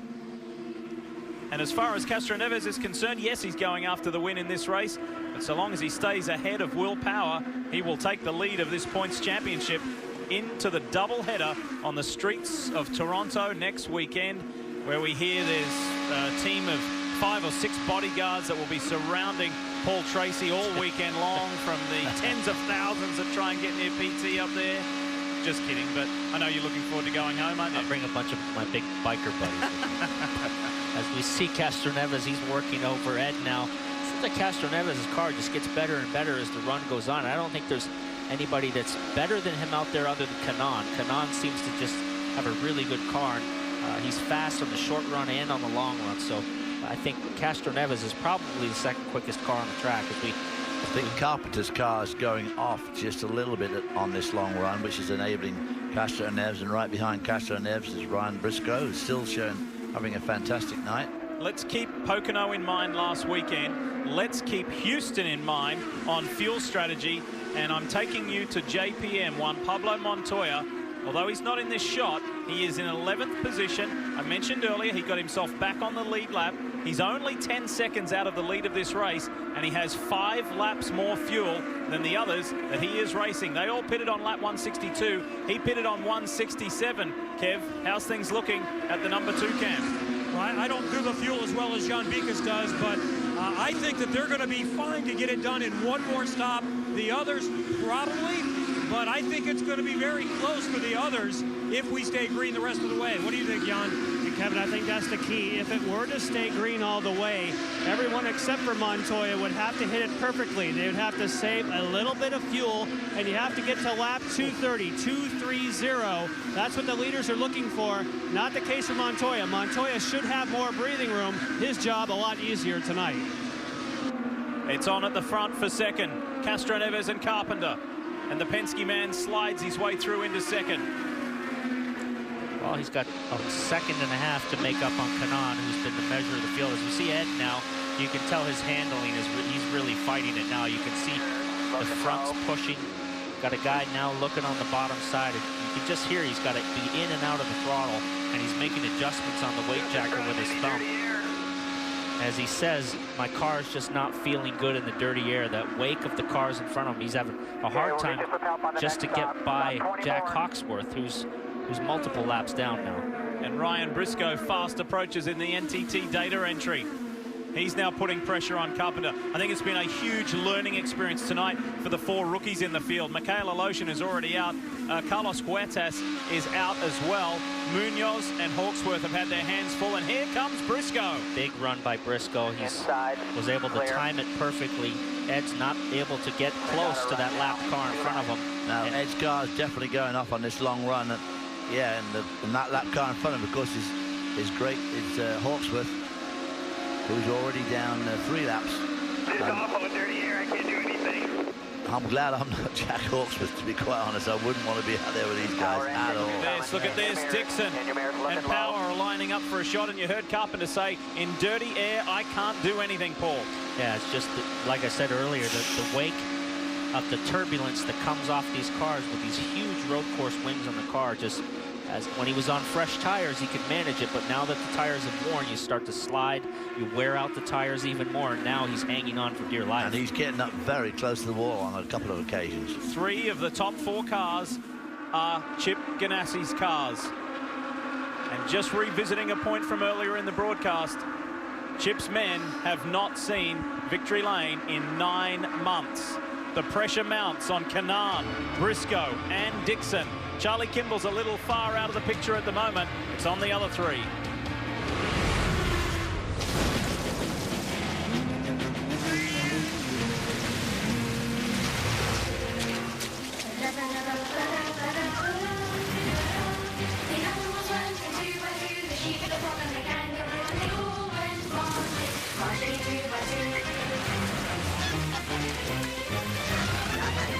The Nissan Pathfinder with intuitive 4-wheel drive.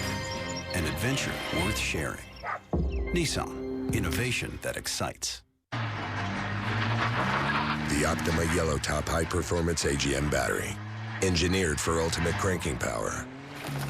With the Optima leak-proof design, it's the ultimate power source.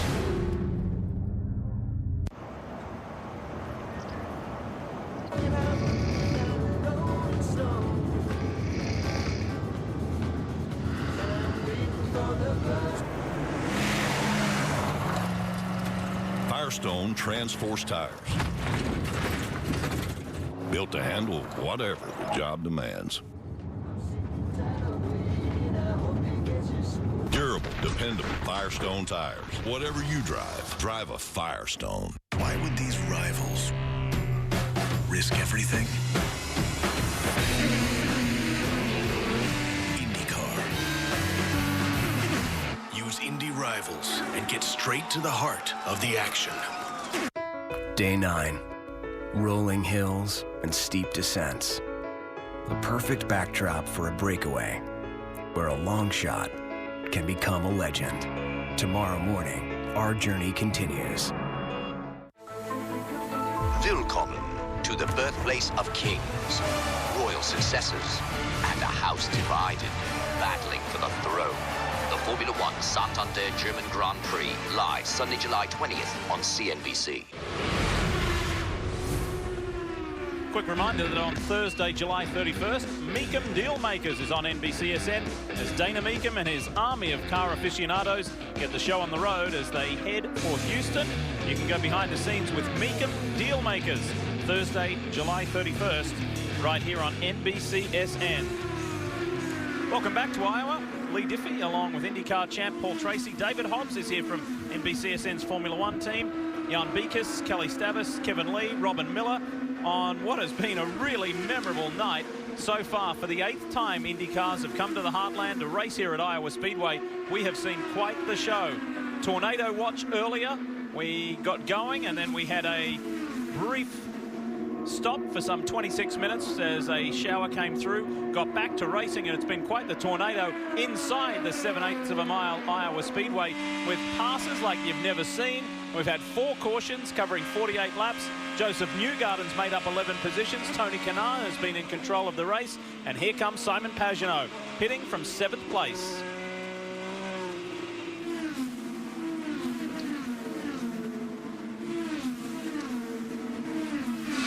And this is lap 229, just clicked over to 230. This is the number you need to hit. You're still going to have to save a little bit of fuel, but this should be the final pit stop. And a caution. Yellow, yellow. Trouble for Marco Andretti. This could be a problem for Pagenaud having been in the pits. Unfortunately is not good for Simon Pagenaud. It's good for everyone else who did not pit.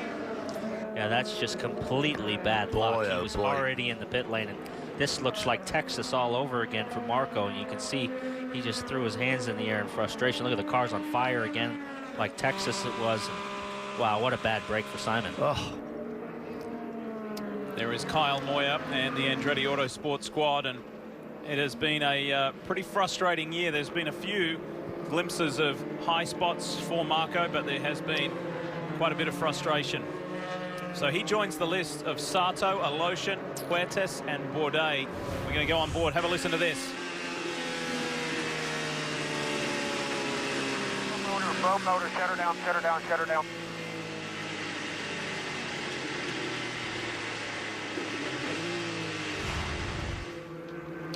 Is that a kablamo? That is kablamo, right. So as the Holmatro safety team go to rescue the Snapple entry of Marco Andretti, pits are open, and we're about to see some frantic activity. And there has been some tremendous races off pit road tonight amongst Kanaan, Castro Neves, Dixon, Power. Carpenter's team did great last time round. And here we go. Jan, you mentioned before it's time for the next round. Let's do it again. Well, this will be the final round. This will be the last opportunity these top 3 will have to change positions. Again, they pit very close together. Does Kanaan and Castro Neves. We watch for changes. They're going to need all the fuel, so they have to wait for the fuel. And Kanaan gets the run first. And here comes Dixon. Wow, Scott Dixon flies out of pit road. The Penske boys come out together. They block Ryan Briscoe. Look at Montoya. Montoya has jumped an enormous amount of positions, 3, to put himself amongst that lead pack. That was that extra little bit of fuel he had. Less time on pit road. He had 5 more laps of fuel. And now we have the Colombian in the mix, ready to go racing with a shootout Saturday night. Did he beat James Hinchcliffe off pit road? That's the question that needs to be answered, as he went straight ahead of Hinch. Hinch seemed as though he didn't want to settle for that, but perhaps now it is obvious. let's show you at the line as they come blasting off. There goes Kennard. Next, you'll see Dixon. He beats Castro Neves out. Then there's Power. Next is Briscoe. There is Carpenter. Yes, he did get him. Montoya did just get Hinchcliffe at the line. Boy, it was just too, wasn't it? Kennard's crew has been flawless tonight. They were flawless in Pocono, and they've continued here. We'll see what happens. Paul, I want to give a shout out to the pit crew, to the entire teams. These guys are working incredibly hard. They always do, but it's a condensed schedule this year. These guys are just like going on a rope swing from event to event. Very little time at home with their families. Hot, humid conditions here tonight. They go back, they've got to rebuild, they've got to regroup, and then head to the doubleheader at Toronto. The men and women of these race teams have been working like never before. It's taken its toll on some of the teams, but they continue to grind out and produce unbelievable pit stops like that. Well done to the crews. Awesome performance. National Guard crew looking on at Graham Rahal. He's in 13th at the moment on this cycle. Coming out of the pits, it's Kennard, Dixon, Castro Neves, Power, Briscoe. It's all Penske and Ganassi at the front. Carpenter, Montoya is 7th after it seems like just a little while ago he was a lap down. There is Andretti's car being rescued. Back, it's Hinchcliffe, Newgarden, and Hunter Ray rounding out the top 10. And this is what happened back at Texas Motor Speedway earlier in the year after a very promising start.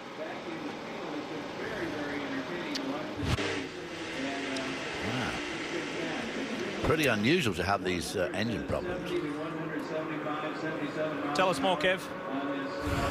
To add insult or at least more frustration to what's been happening, Marco had just radioed in. Remember, he started up near the front in the 8th position, but slipped back.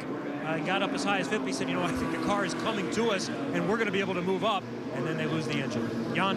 And Kevin, it was so interesting to show those two shots from the same angle. You saw the two different wing packages that Paul Tracy was talking about. When you saw the previous one in Texas, you saw how the air wasn't very disturbed, but today you could see the big swirling action of the smoke that Paul's been trying to describe as like following a boat. You could visually see how this air is disturbed everyone's battling with tonight. Before we go racing, track's being cleaned up. Marco's car's been rescued. We're going to squeeze in a quick break, come back to see the restart of this race.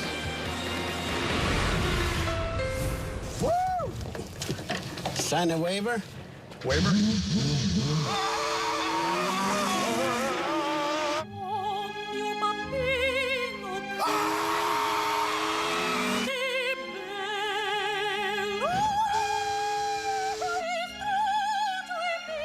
Two seats, one for you and one for racing legend Mario Andretti. The fastest seat in sports sweepstakes. Enter for a chance to start a Verizon IndyCar Series race at shophonda.com. I think we'd all agree that peanut butter is good. And I think we can agree that jelly is good. But we all know they're better blended. Life is better blended. So is fuel. Ethanol, because fuel is better blended. Americans save green by being green, thanks to ethanol produced from Iowa corn farmers, all while enjoying the power and performance from fuels such as E85. Log on to betterblendediowa.com for a chance to win over $10,000 in prizes and free fuel from Iowa corn. Oh no, you broke your line again? So you'll wind and wind. What a waste of time. But no more. Introducing the Pivot Trim, the first trimmer head that keeps your line from breaking, saving you time and money. Just watch. Even banging it on pavers, edging around driveways, and smashing into walls won't break the line. It's even strong enough to cut right through plywood without breaking a single line. The secret is in the patented pivot action that protects the trimmer line. You can get the Pivot Trim today for only $19.95. It comes complete with a universal installation kit and 20 pre-cut trimmer lines. But hold everything. We'll guarantee you free trimmer line for life. We'll also include the 3-blade head free. Just pay separate processing and handling. The 3-blade head synthetic blades slice through the tough stuff, from saplings to the thickest overgrown brush quickly, cutting them down to size in no time. You'll get it all. Call now. To order Pivot Trim for $19.95 plus processing and handling, call 1-800-359-6713 or order online at pivottrim.com. Don't delay. Call or log on now. Ready to go racing here at Iowa Speedway, the Iowa Corn Indy 300. And Iowa Corn brings us, the biggest movers in this race. And let's show you who they are. Juan Pablo Montoya from 19th to 7th. Could he get back-to-back wins and spring another surprise. Joseph Newgarden doing really well also with the same amount of positions gained. And the defending race winner, James Hinchcliffe, making nice work as well. They're packed up nice and tight, ready to go racing. The end of the 5th full course caution. Green flag flies, and it's the Ganassi duo at the front, Kanaan and Dixon. We haven't said that this year. And another really nice start by Kanaan. Seems to have everything under control. As we see Montoya now pulling up in the picture, he's only got a couple of positions to get to his teammate Power and try to get ahead of him for the points battle. Riding with Ed Carpenter. Well, chopping at the throttle again, so any changes that they've made to try to correct the turbulence and the washout that he was having, I don't think they fixed, because you could hear him chop out of the throttle in the middle of the corner. Yeah, and Montoya's right behind him. Hinchcliffe dived on the inside of Newgarden. Now Joseph wants a shot at Juan Pablo Montoya. Boy. The Sarah Fisher-Hartman entry on the inside. Nice. Outside, still there. Nice move, but Montoya's not going to relinquish the position that easily. Yeah, he's not going to, now that he's in position to get a good finish, I don't think Montoya will concede with a lot of ease. He's going to keep fighting. Spirited run from Joseph Newgarden. Up front, Kanaan and Dixon. Both want this win as badly as the other. Managing Director of Chip Ganassi Racing, Mike Hull, told us earlier this afternoon, the worst part about when you get a win is wondering if you can do it again and when you're going to do it again. They haven't done it in 9 months as Dixon, the defending series champ, goes to the inside of Kanaan. As he slices to the inside, Kanaan's going to try to hang it out here on the outside as long as he can. He's weathered the storm of other guys like Castro Neves for multiple laps until his car gets going. It seems like his pressures are down a little bit, and it takes him a few laps to get going, but I think Dixon might have him here. There's only been 3 leaders of this race, Tony Kanaan, Helio Castro Neves, and Scott Dixon. Dixon has led 1 lap against Kanaan's 212. Boy, Kanaan, he'll talk about if he doesn't win this race now. Well, he doesn't want to give up that lead, but if he just gets another 6 inches, you'll see Dixon chop up in front of him here on the exit of the corner, and it'll be game over, as he did right there. Kanaan likes the high side. Scott likes the low side. As Scott now moves up the track a little bit. So, fine, buddy. We'll get better here after a few laps. Kanaan, like he said, I think Kanaan's car is better on the long run, so he's going to have to wait this out, regroup, maybe make some adjustments, and then come back on him like he is right now. Yeah, but you're racing against Scott Dixon here, who's also going to be making adjustments to his car. Kev, what do you got? Well, Juan Pablo Montoya's car was not only struggling early, he then had the rear wing change that we documented that caused him to go a lap down, but he's back in the chase, running inside the top 10 and 8. This is Brian Campy, who took over as the lead engineer 4 races ago. So he's finished 3rd, 7th, and 1. So it's gone pretty well. And he came over from NASCAR, and that's actually worked quite well because Juan's been away so long, he still refers to NASCAR terms and might say, it's like it did this at Dover or some other NASCAR track, and Brian will understand what he's talking about, so that's worked well. Juan Pablo Montoya did 42 Sprint Cup starts on NASCAR's short tracks, which coincidentally was his NASCAR number. It's hard to believe that a guy from Colombia who's raced an IndyCar and Formula One would be using NASCAR terminology to talk to his IndyCar engineers. So just shows how diverse a driver he really is. Well, his car seems to be coming in because Joseph Newgarden had the better of him earlier on, just after the green flag. Newgarden's car now seems to be going off the boil a little bit. Montoya got back past him, and Newgarden's run seems to be coming to an end. Hinchcliffe's going down the inside. Yeah, that's tight racing there. Newgarden came around the outside. It's a lot of time for Joseph Newgarden. I think he's a really pretty stout driver.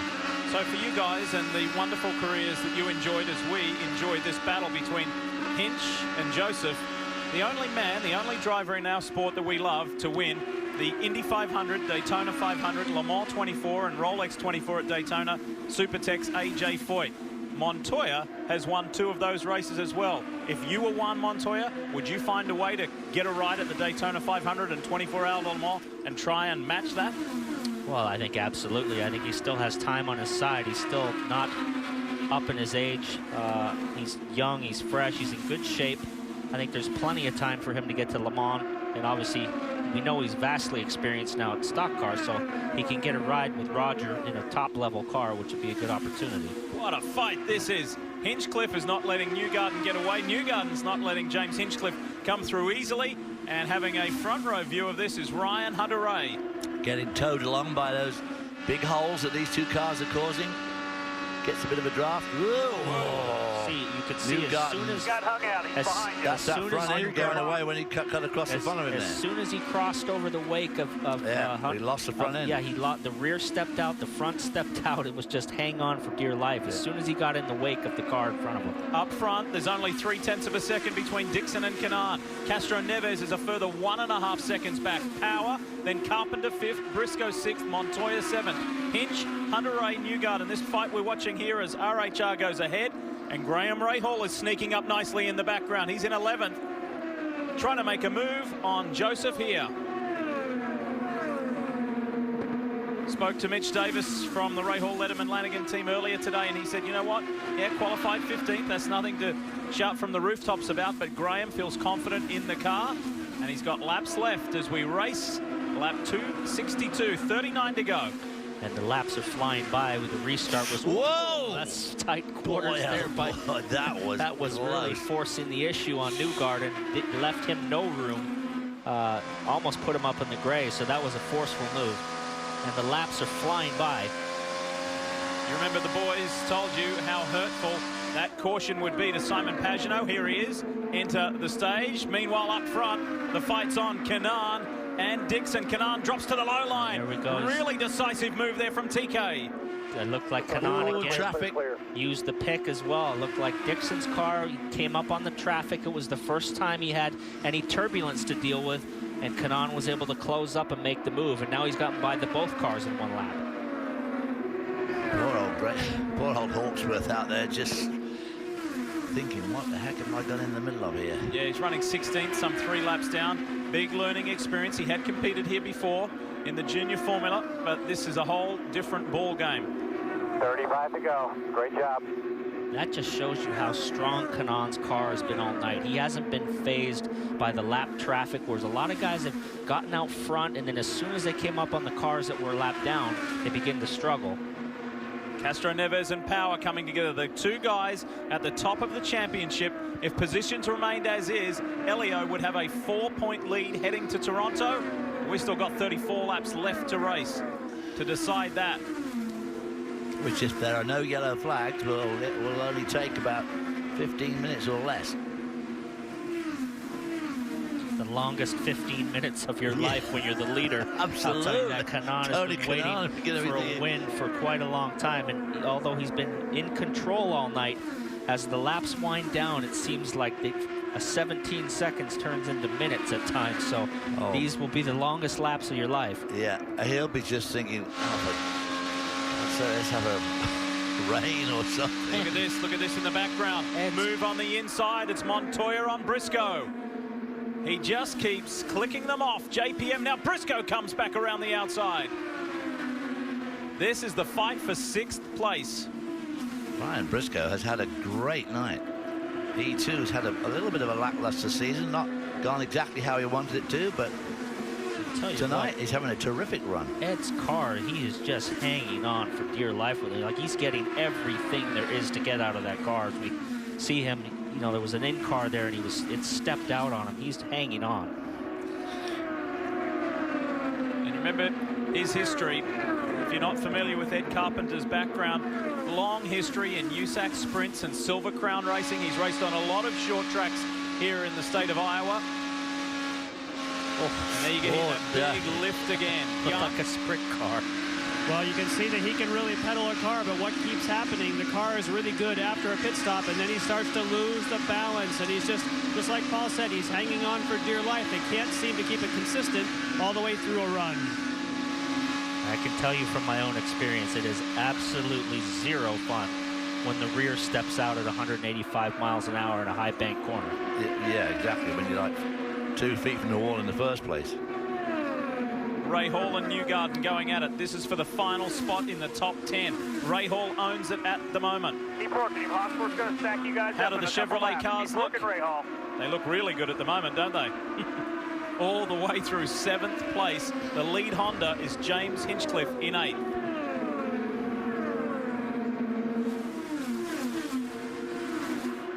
Graham Rahal really up on the high side as he dives to the bottom of Hawksworth, but he's really pushing up the track and running a high line on the exit.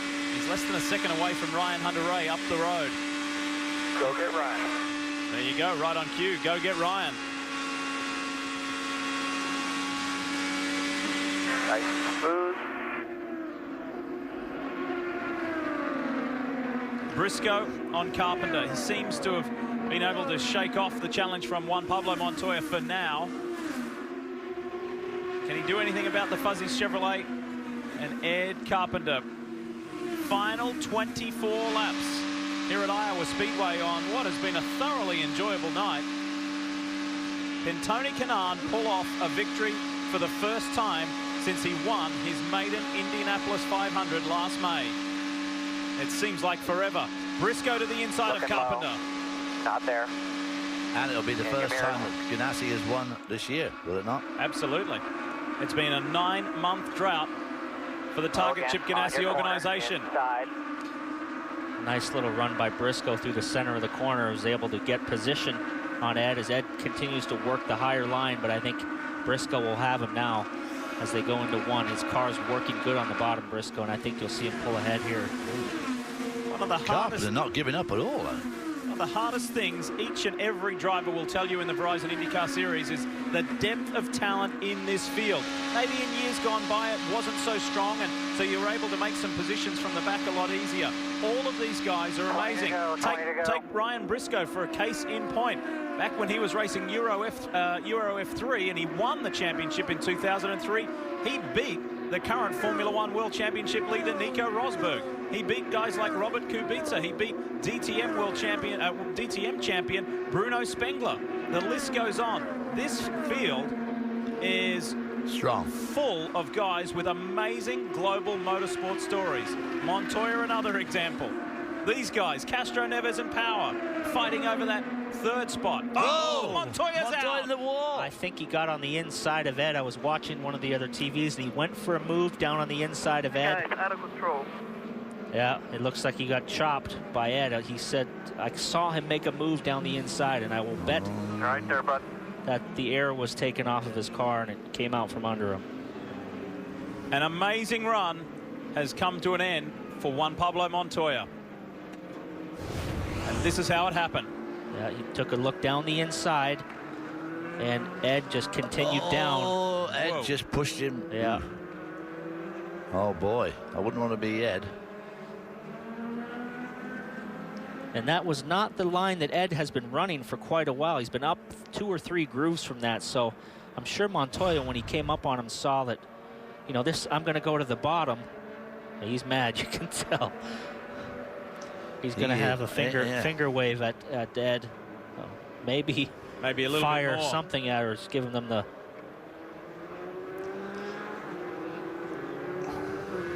And Juan Pablo Montoya knew that he was on a good thing, and perhaps... The incident with car 2 and car 20 is under review. Well, that wasn't very good. I got to say that Ed really chopped him down. Places like this, you have to make room. If you're going to race, you've got to race clean, because you just can't. It's too risky. Well, Ed's been running the high line all night, so I'm sure he was watching his line, and Ed just turned down right on top of him. But you know, Montoya wasn't all the way in there.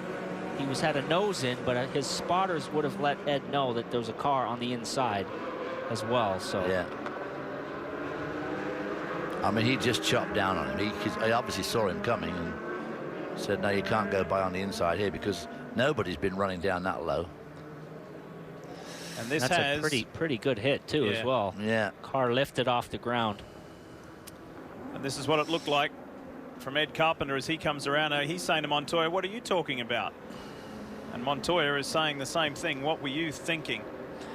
Well, I'm afraid it's going to be like last week when he sees the replay. It's going to be kind of hard to squeak out of that one. I don't think he was going to throw his helmet at him, because those helmets now are worth about $8,000 without paint on them, the F1 spec helmets. So they're definitely not ones to throw around. First non-finish, the first DNF for Montoya this year. And up until that point, he had completed all but 2 laps. That brings out our 6th caution of the night, which is pretty typical here in Iowa. The average is 5 per year. Tony has now got to deal with the threat of another restart. He's been really strong on the restarts. It's taken him a while to get up to speed, so we'll see if Dixon can make a run on him again with only 15 laps to go. We're going to have a barn burner from here out. By the time they bring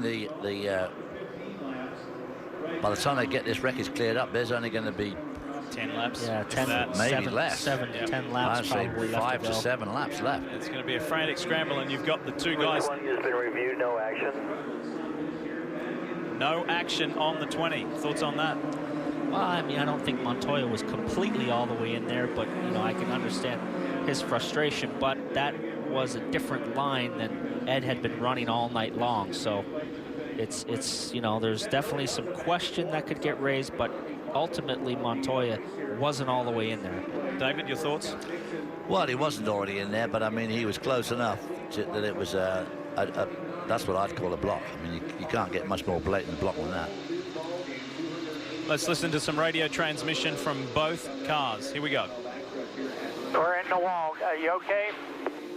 That guy's out of control. I was going to try to go low that time just to try something different. I didn't mean to stop him, but I don't know if it's my fault. Well, I mean, you know, he's been running the high line all night, and he's been struggling with handling. We've seen him struggle on multiple occasions getting loose, so he was going to try something different to try to change the handling. I mean, that's what you do as a racing driver. So I think it's just one of those things. You know, obviously he didn't intentionally try to, I don't think, run him below the yellow line. Has a big impact on Montoya in the championship. Well, he was gaining ground on his 2 Penske teammates, and just 55 points out of the lead of the championship coming into this 12th round. He'll be at least 70+ points behind, and he'll drop a couple of positions. So it's like he's going to take an opportunity to try to do something with the handling. I don't know if there's any damage to the car. It's got some vibration in that steering wheel, hasn't it? Jan Beekers is there.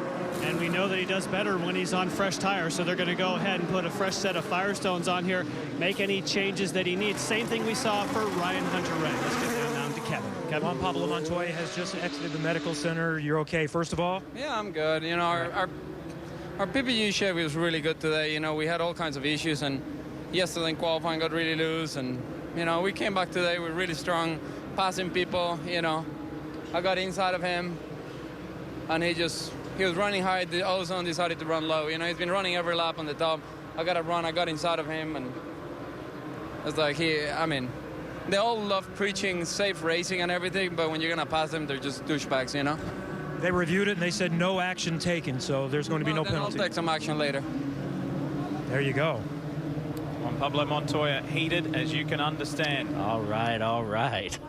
He's going to take some action later, but you know, it's just one of those things. He's obviously frustrated, had a bad night tonight, all kinds of problems, like he said. But, you know, he does have a point where Ed has never run that line the whole night, so I can see his point. Carpenter was furious with James Hinchcliffe at the Indianapolis 500 this year for Hinch making an inside move. And then now, Ed Carpenter, once this race is finished, he's going to be on the other side of it. Jan? And of course, Tony's wife Lauren is watching, and I know it's been tough riding around in the bus with a guy who's had 2 really tough weekends and no wins. How are you feeling now? You know, the past weekends have been such bitter disappointments, not just for Tony, but for this whole 10 team. They've really worked hard for some just junk results. So, I mean, everyone's got their fingers crossed this one works out. They really deserve it.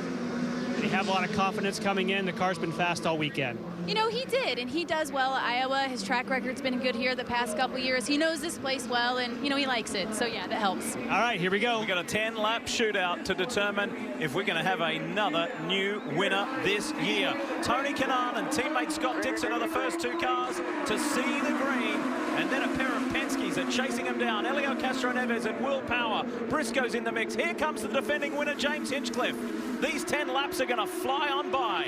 They are.